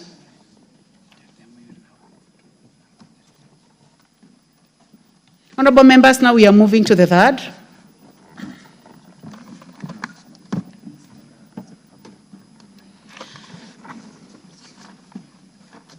The Public Procurement and Asset Disposal Amendment Bill, National Assembly Bill number 48 of 2024. Clause 3.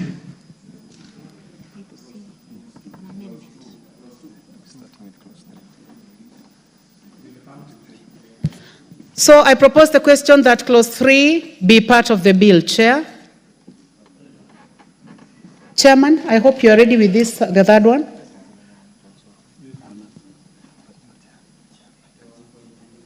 Please pass the mic to the chairman.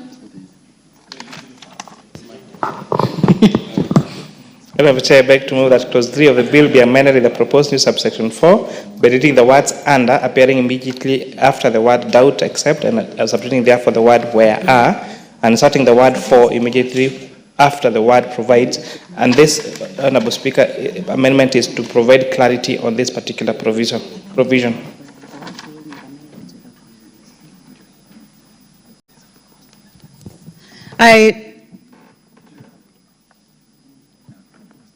I propose the question that clause 3 be amended as proposed by the chairman. Honorable Nikal, Dr. Nikal. Chair, I would request that we have more. Just seeking clarity does not give us the substance. It is that clarity that is being done through this bill that we need to know what it is. Thank you. So if we get that before we make comments.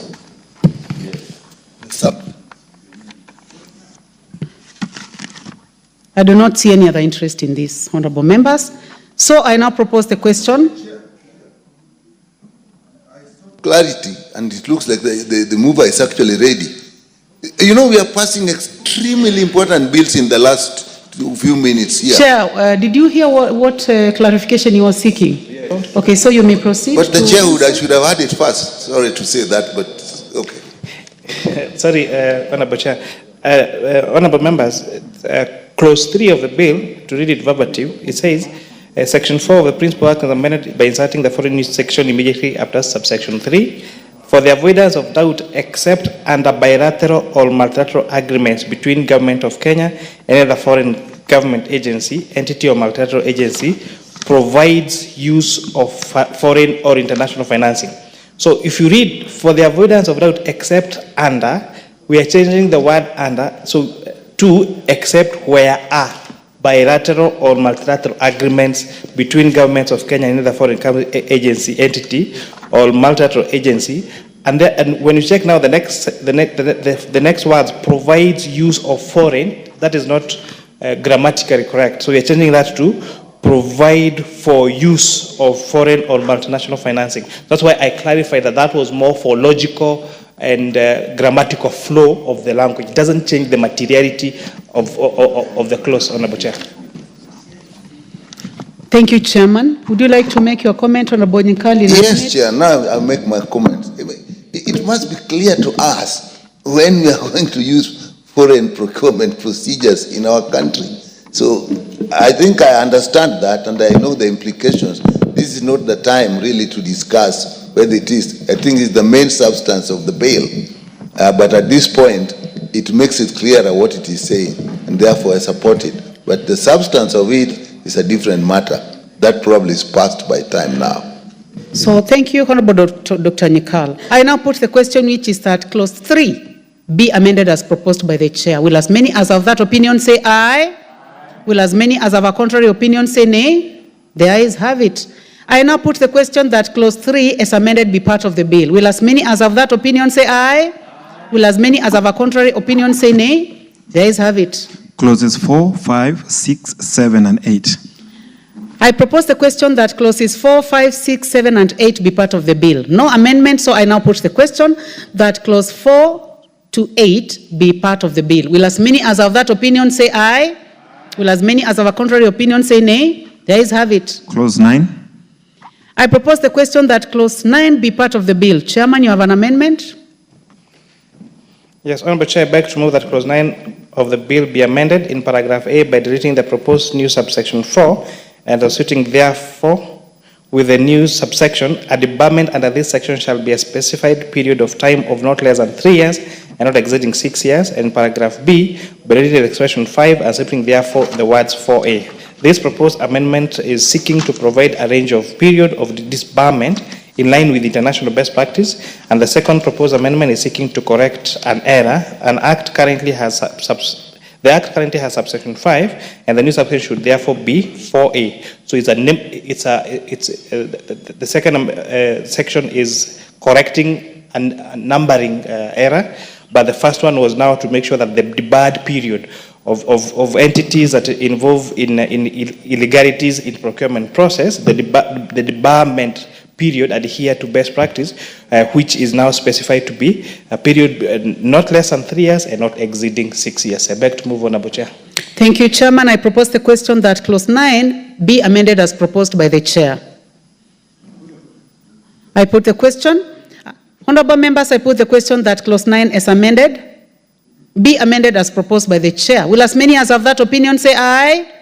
Will as many as of a contrary opinion say nay? The ayes have it.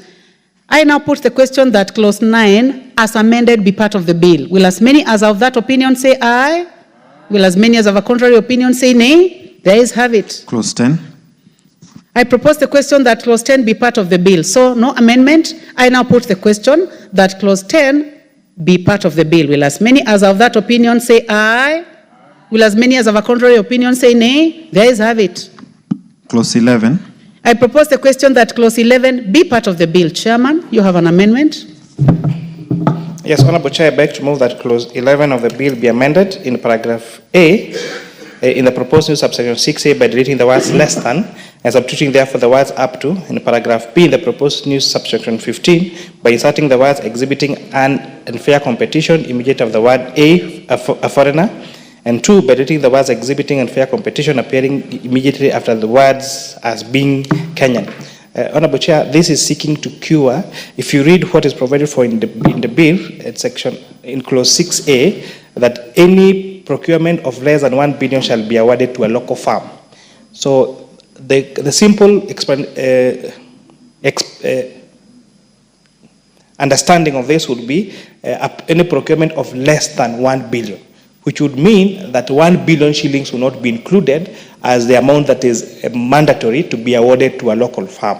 So now this is providing clarity to saying that all procurement up to 1 million shillings. So it is to 1 billion. 1 billion shillings will be included as the amount that qualifies for local farms, so that there is no any ambiguity. Otherwise, you will have tenders being quoted at 1 billion shillings and saying that local contractors cannot qualify because the law talks about up to 1 billion shillings. So it is to make sure that 1 billion is included as a threshold for as a requirement for tenders that should be solely be won or reserved for local farms.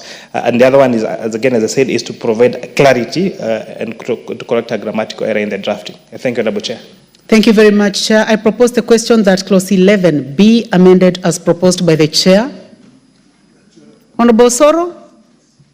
Thank you very much, Honorable Speaker. Honorable Speaker, the first proposed amendment tries or tends to cure the lacuna that would exist with the use of the word less than. The word here is less than, which would imply that the exact amount of 1 billion shillings does not fall within the ambit of a local farm or a foreign farm. But the second part, Honorable Speaker, also proposes to clarify that the offense relates to a foreigner exhibiting unfair competition. We all agree of sometimes the issues of unfair competition arising from tenders, Honorable Speaker, where able and well-resourced companies, foreign companies, Honorable Speaker, they elbow out the local companies, Honorable Speaker, because of such ambiguity and lack of clarity, Honorable Speaker, on this, in this bill as currently is, or the act as currently is. So this particular part, Honorable Speaker, seeks to clarify that the offense is an offense that relates to a foreigner exhibiting such unfair competition to the detriment of the local contractors, Honorable Speaker, or local business people, Honorable Speaker. So I support, Honorable Speaker. Honorable Charles. Members who want to contribute, you may go to the intervention. Chair, while I support this clause, Madam Chair, I would like to emphasize the issue. Actually, the Chair should have done able, should have included able and competent local farm. We have been giving some of these farms contracts and they end up doing a shoddy job or even delaying execution of services to our people because they don't have capacity and financial muscles to deliver the project. So, Madam Chair, I think we have to come up very strongly and say able, capable, and also competent must be emphasized on this matter. Thank you, Madam Speaker. Thank you. The Honorable Ridikiri Mugambi, member for Buri.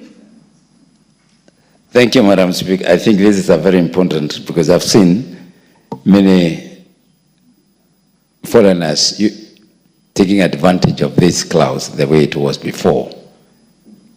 Because you say up to or less than can mean anything up to 100,000.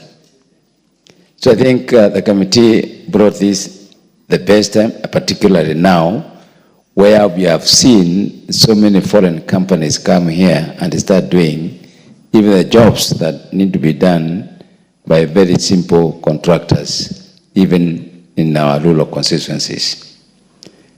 One sector that is very common and notorious of this is the load sector, and I'm happy to see our chairman come in because the loads that are supposed to be done by local contractors have been taken over by foreigners exploiting this clause.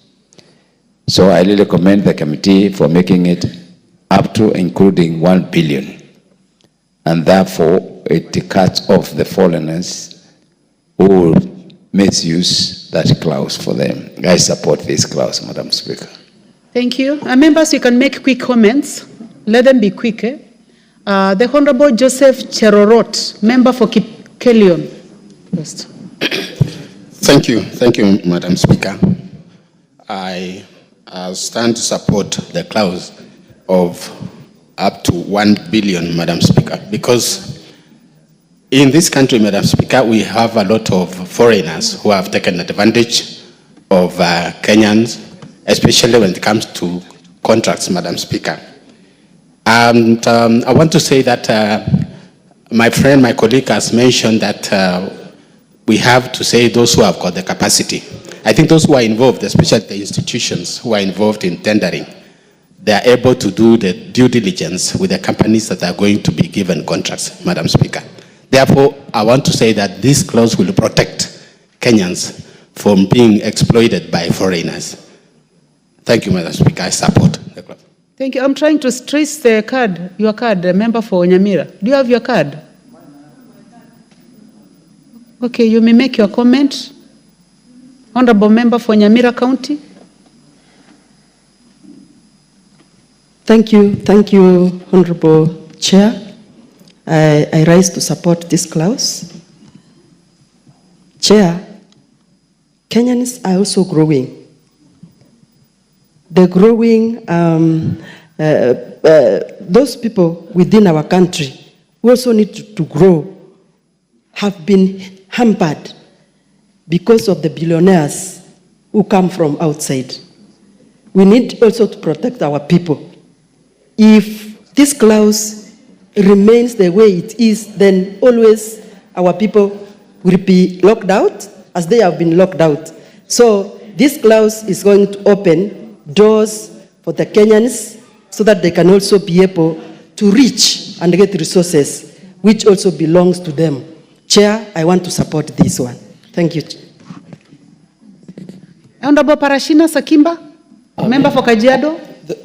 Thank you. Kajiado South. Thank you so much. I also just put my voice. I think I also stand to support the amendments from the chair.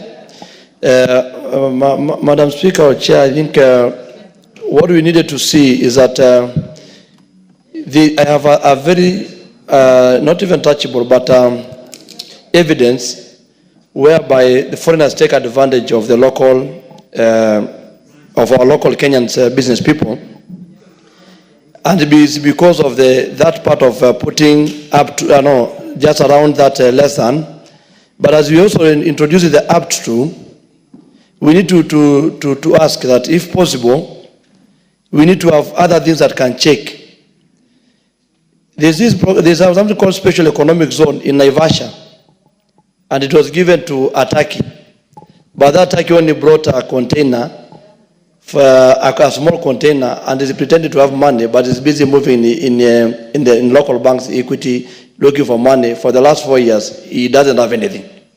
So I don't know, even if we put up to, and this is just to the chair for the committee to check, can you also be having grounds to determine if I mention I have $1 billion, but maybe I have 10,000, what will happen to that foreigner?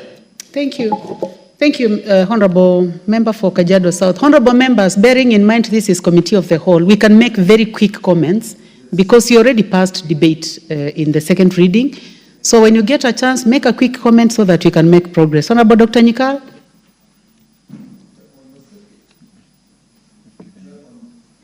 Dr. Nyikal.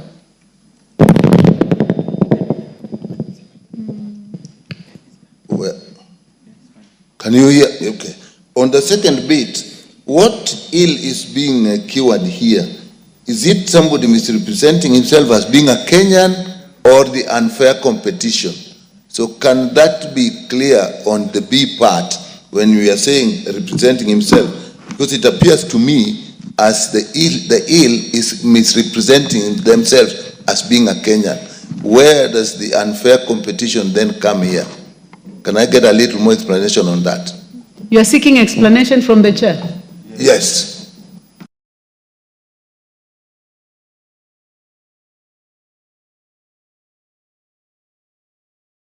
Members, where we are saying that a firm gets awarded a contract knowing for sure they are not competent, and therefore it is an advantage, it takes time, but this bill is curing to cure that in clauses that are further ahead that we have not come to. For example, this time around, clause 14 is putting the responsibility of due diligence, and specifically is even saying that the conduct of due diligence under subsection 1 includes and not limited to obtaining confidential references from persons with whom the tenderer has had prior engagement, visiting the contractor's offices, inspecting the plant and equipment and completed works, in addition confirming the validity of the documents. So this time around, it's not just you fabricating papers and saying you are competent in terms of this. But now the accounting officer would have an obligation to go and verify whether you did those works, to write confidential letters seeking clarification on whether you did that. And if they don't do that, it is an offense. If again the tenderer supplies substandard goods, you'll see further on clause 26 that a person who certifies or delivers substandard goods or works that are incomplete, non-existent, or whose quality is below specifications contained in the contract commits an offense. That offense is punishable by law with a fine of 1 million shillings and imprisonment not exceeding 10 years. But most importantly, that you're supposed to make good the loss of twice the amount that of that particular contract. So there are hefty fines for not doing due diligence and for awarding a firm that's not competent, and for the firm that has been awarded that knows it's not competent for agreeing or bidding for work that they know they're not qualified to do. And Thank you, and on Chair. Abonyikal's question on fair competition, this is where foreigners have been coming to Kenya and registering a firm as a local firm using a local identification. Now, that is now an offense. If this Honorable House approves these amendments, that will be an offense on both the foreigner and the local who agrees to be used by the foreigner to register a firm to appear like it's a local firm, whereas the beneficial owners of that particular firm are foreigners. Chair, I think that is very clear explanation. Members, I want to give a chance to the Chair, Transport, and then we push the question. We've taken so long on this one clause. Thank you, Honorable So, Chair. Chair, please, then we close. I rise to support this amendment by the Chair. Finance, because Honorable Chair, we've had situations, especially in the road sector, where local contractors are disadvantaged and are not allowed an opportunity to contribute to the construction of roads because of unfair competition, where the foreigners have more capacity, have more commitment, because one of the things that we see with the members of parliament is that they prefer to work with the foreign contractors. You see a member of parliament lobbying to have their project done by a foreigner. I want to beseech members to support our local contractors so that we can build them to get to a level where they will be able to better their companies, better their lives, and better their ability to compete with the foreigners. Honorable Chair, we must do whatever it takes to support our people so that they are not unfairly disadvantaged in implementing projects that are within their ability. I will cite an example, Chair. When we come to gravel roads, when it comes to maraming of our rural roads, these are roads that should not be done, or the projects that should not be done by foreign companies, disguised as local companies. We must allow our people, our local people, to do these projects so that we can be able to better their lives and their. Thank you very much, Chair. Honorable members, I now put the question, which is that clause 11 be amended as proposed by the Chair. Will as many as of that opinion say aye? Will as many as of a contrary opinion say nay? The ayes have it. I now put the question that clause 11 as amended be part of the bill. Will as many as of that opinion say aye? Will as many as of a contrary opinion say nay? The ayes have it. Clauses 12, 13, 14, 15, 16, and 17. I propose the question that clause 12 to 17 be part of the bill. There be no amendment. I now put the question that clause 12 to 17 be part of the bill. Will as many as of that opinion say aye? Will as many as of a contrary opinion say nay? The ayes have it. Clause 18. I propose the question that clause 18 be part of the bill. Chairman, Finance. Honorable Chair, I beg to move that clause 18 of the bill be amended in the proposed new subsection 1A by deleting the word authority and substituting therefore with the word accounting officer. Honorable Chair, if you check the clause 18 of the bill, it says that upon completion of an evaluation and successful tender is established, the authority shall notify the other tenderers of the award. But now you realize that the one who is awarding the tenders and who will inform the tenderers is the accounting officer and not the authority. So we are deleting the word authority and substituting therefore with accounting officer. This was more of a drafting error that we're now correcting at this committee of the whole House. Thank you, Chair. I propose the question that clause 18 be amended as proposed by the Chair. I now put the question that clause 18 be amended as proposed by the Chair. Will as many as have that opinion say aye? Will as many as have a contrary opinion say nay? The ayes have it. I now put the question that clause 18 as amended be part of the bill. Will as many as have that opinion say aye? Will as many as have a contrary opinion say nay? The ayes have it. Clauses 19 and 20. I propose the question that clause 19 and 20 be part of the bill. No amendment, so I put the question that clause 19 and 20 be part of the bill. Will as many as have that opinion say aye? Will as many as have a contrary opinion say nay? The ayes have it. Clause 21. I propose the question that clause 21 be part of the bill. Chair Finance, you have an amendment?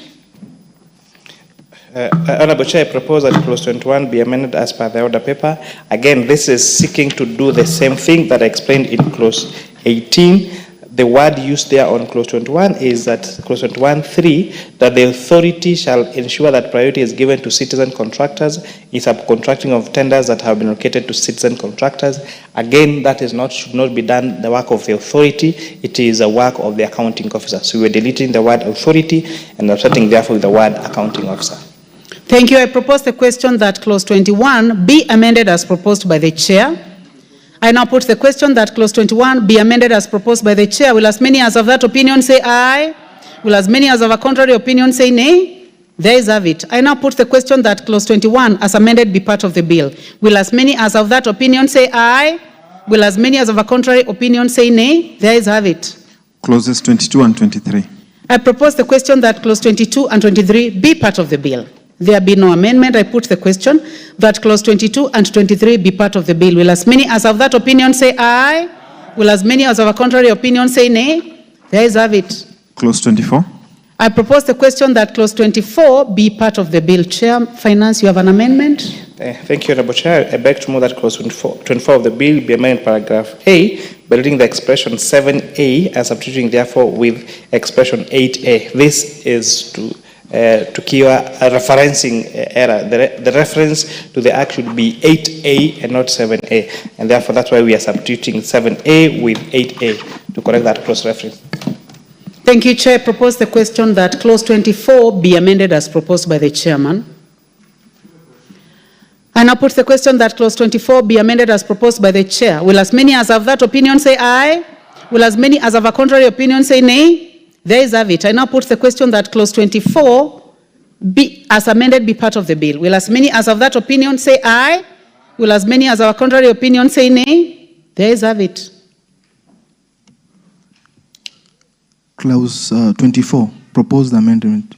25. Clause 25, no amendment proposed. I propose the question that clause 25 be part of the bill. There being no amendment, I now put the question that clause 25 be part of the bill. Will as many as have that opinion say aye?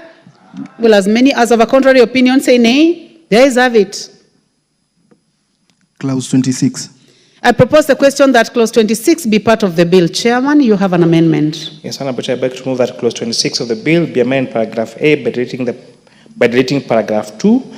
This part 8 is providing for classified procurement methods and procedures and does not contain any orders issued either by the authority or the review board. So part, that is what?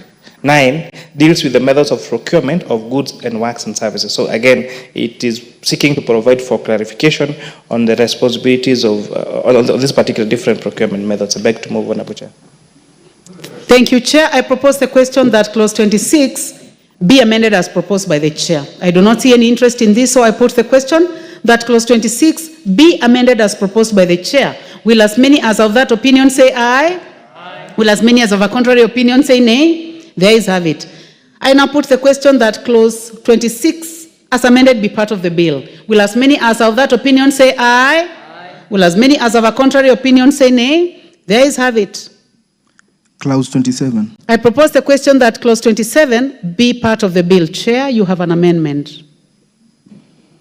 Honorable Chair, I beg to move that clause 27 of the bill be amended in the proposed new section 177 in subsection 1A1 by reading the words not less than, appearing immediately after the words a term of, and substituting therefore the words not exceeding. Honorable Chair, this amendment is seeking to rationalize the penal provision for a natural person and to make it commensurate to the offense. So it's on the bill, if you read 177A1, it's a person in a natural person. These are on the penalties for various offences. A fine not exceeding 1 million shillings or to imprisonment for a term of not less than 10 years or to both. So this now changing not less than to a term of, and subject therefore with not exceeding, not just in line with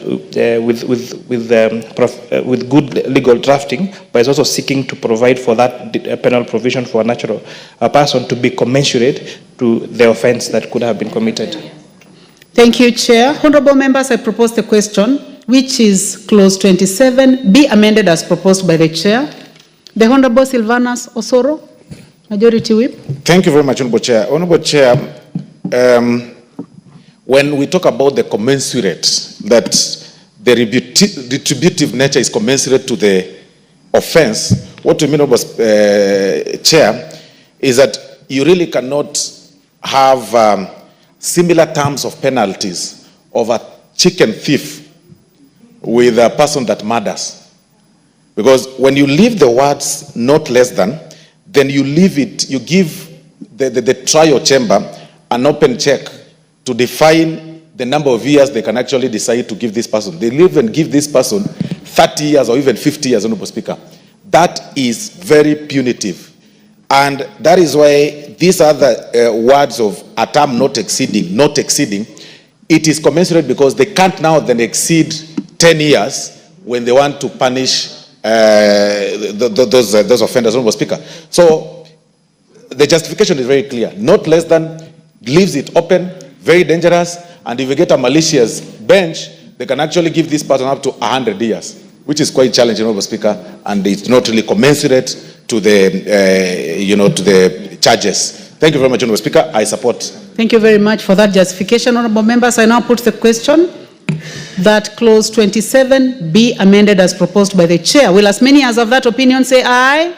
Will as many as of a contrary opinion say nay? The ayes have it. I now put the question that clause 27 as amended be part of the bill. Will as many as of that opinion say aye? Will as many as of a contrary opinion say nay? The ayes have it. Clause 2. I propose the question that clause 2 be part of the bill. Chairman Finance, you have an amendment. Clause? No. Chair, clause 2, yes. Clause 2 as amendments, yes. 2 amendments actually. Honourable Chair, I beg to move that clause 2 of the bill is amended by deleting paragraph A and substituting therefore the new paragraph A in the definition of asset by inserting the words a virtual or digital assets immediately after the property rights, and in paragraph B by deleting the words local farm and substituting therefore the following new definition, that now a local farm would mean a company incorporated in Kenya under the Companies Act or any other written law whose shareholding is wholly owned by Kenya. Honourable Chair, this inclusion of the term digital assets is to include other assets such as cryptocurrencies, token codes, or other numbers held in digital form and generated through cryptographic means or otherwise. The proposed definition of local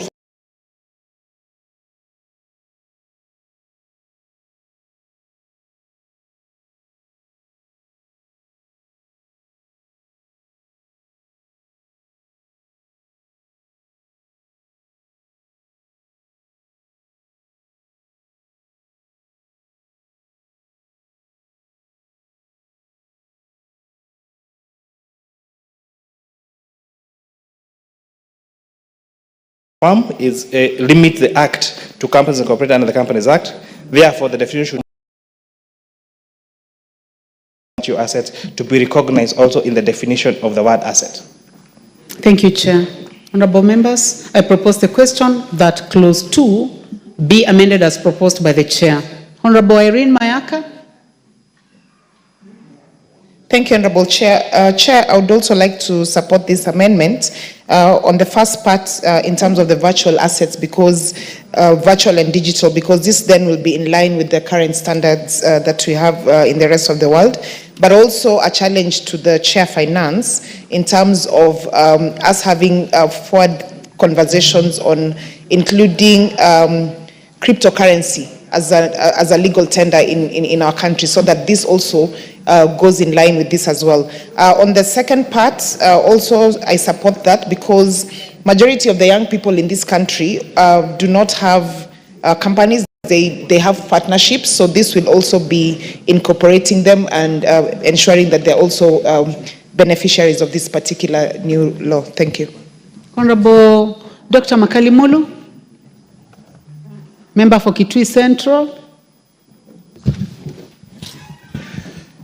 Thank you, Honorable Chair. Honorable Chair, I think I didn't want to contribute to this. Oh, thank you. Thank you. The Honorable Silvanas Osoro, Majority Whip. Thank you very much. Honorable Chair, I wanted, I think perhaps it may have missed the Honorable Rene Mayaka, that when the term that is used, digital assets, it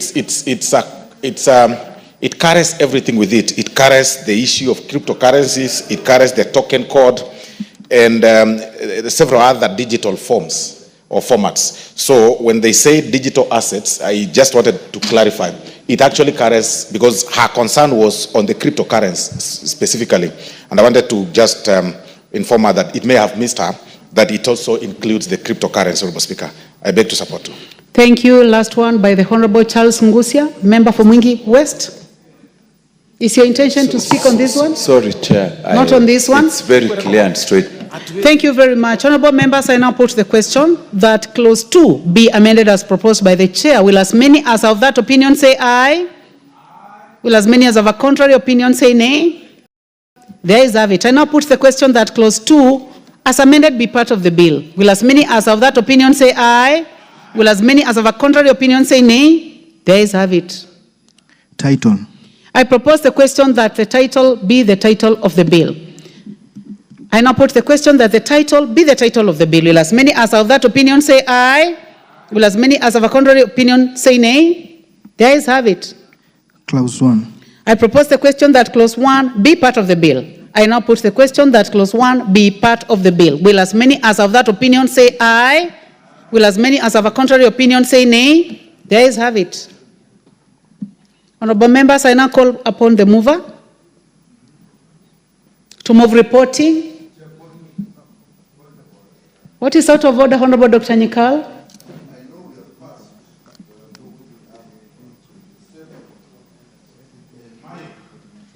Please give him the mic so that we can hear him. This thing is, okay, we passed, but maybe I've missed it, but what we seem to be correcting in 27 is already there, so I don't really see what we are correcting, unless we are talking about B, because we are saying removing the word not exceeding, the word not less than, and putting not exceeding, but what is in 127, 177A is actually the word not exceeding. So I'm not exactly quite sure what exactly we did there.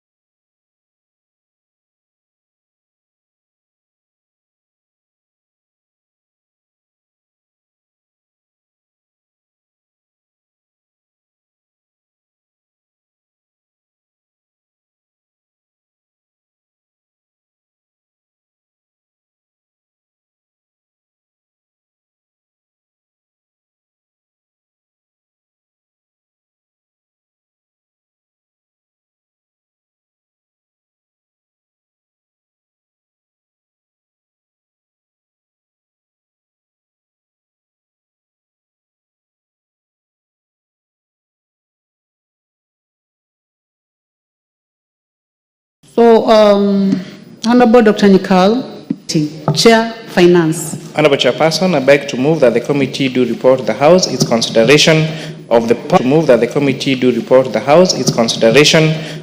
Public Procurement and Assets Disposal Amendment Bill, National Assembly Bill number 48 of 2024, and its approval thereof with amendments.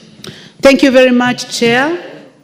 Honorable members, I now put the question, which is that the committee do report to the House its consideration of the Public Procurement and Asset Disposal Amendment Bill, National Assembly Bill number 48 of 2024, and its approval thereof with amendments.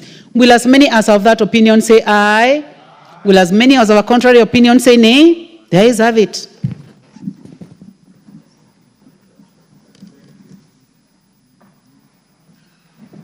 Honorable members, Mr. Speaker.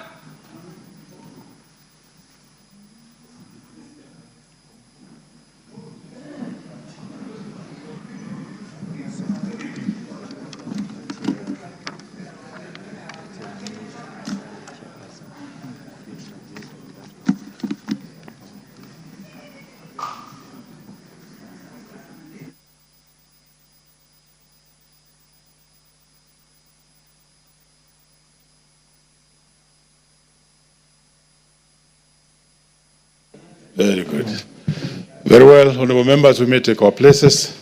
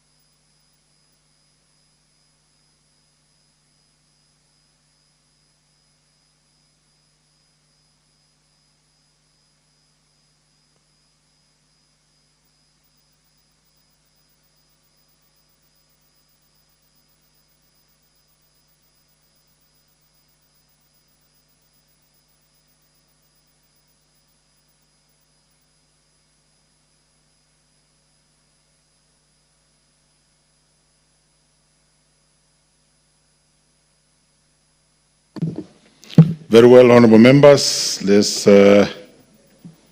call upon the chairperson to report. And we are beginning with the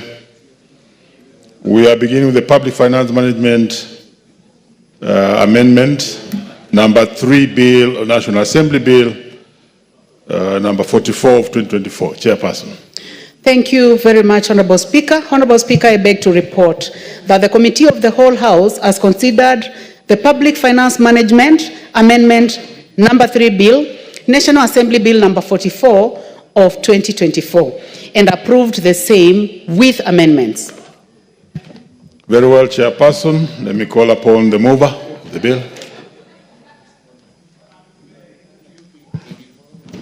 Honorable Chair, I would like to thank the members of the Committee of the Whole House for their good contribution of this, and the clarification they sought, of course, helps us understand much better the bill. I would like to appreciate the remarks by Honorable CPA Mayaka, and I want to notify you that the recognition of virtual assets and digital assets are legal tender in this republic is a discussion that the Committee of Finance and National Planning is very well versed of. We have proposed a bill that is before the Budget Parliamentary Office and before the Budget Committee for money bill certification. So when you come back from a short recess, you should be seeing a bill from us, seeking to establish a virtual asset regulatory authority to regulate a virtual asset in this country. We are the leaders actually in users of virtual assets and digital assets across. The only country that are ahead of us is only Nigeria and South Africa. And therefore, the risk of having these assets being operation in our country without proper legal framework is a huge risk, even to matters of anti-corruption and money laundering. And therefore, we have always provided a lead as a country in terms of financial institutions, and we will also be a leader in establishing a financial institution to manage the matters of virtual assets and digital currencies. So, Honourable Speaker, I beg to move that the House do agree with the committee in the said report. I also request Honourable Murithania to second the motion for agreement with the report of the committee of the whole House. Thank you, Mr. Speaker. I second.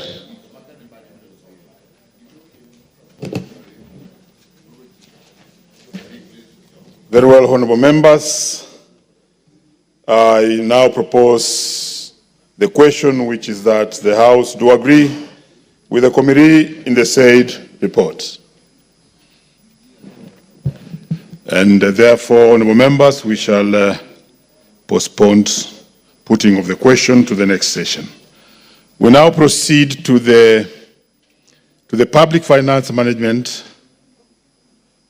Amendment number 4, Bill, National Assembly Bill number 45 of 2020.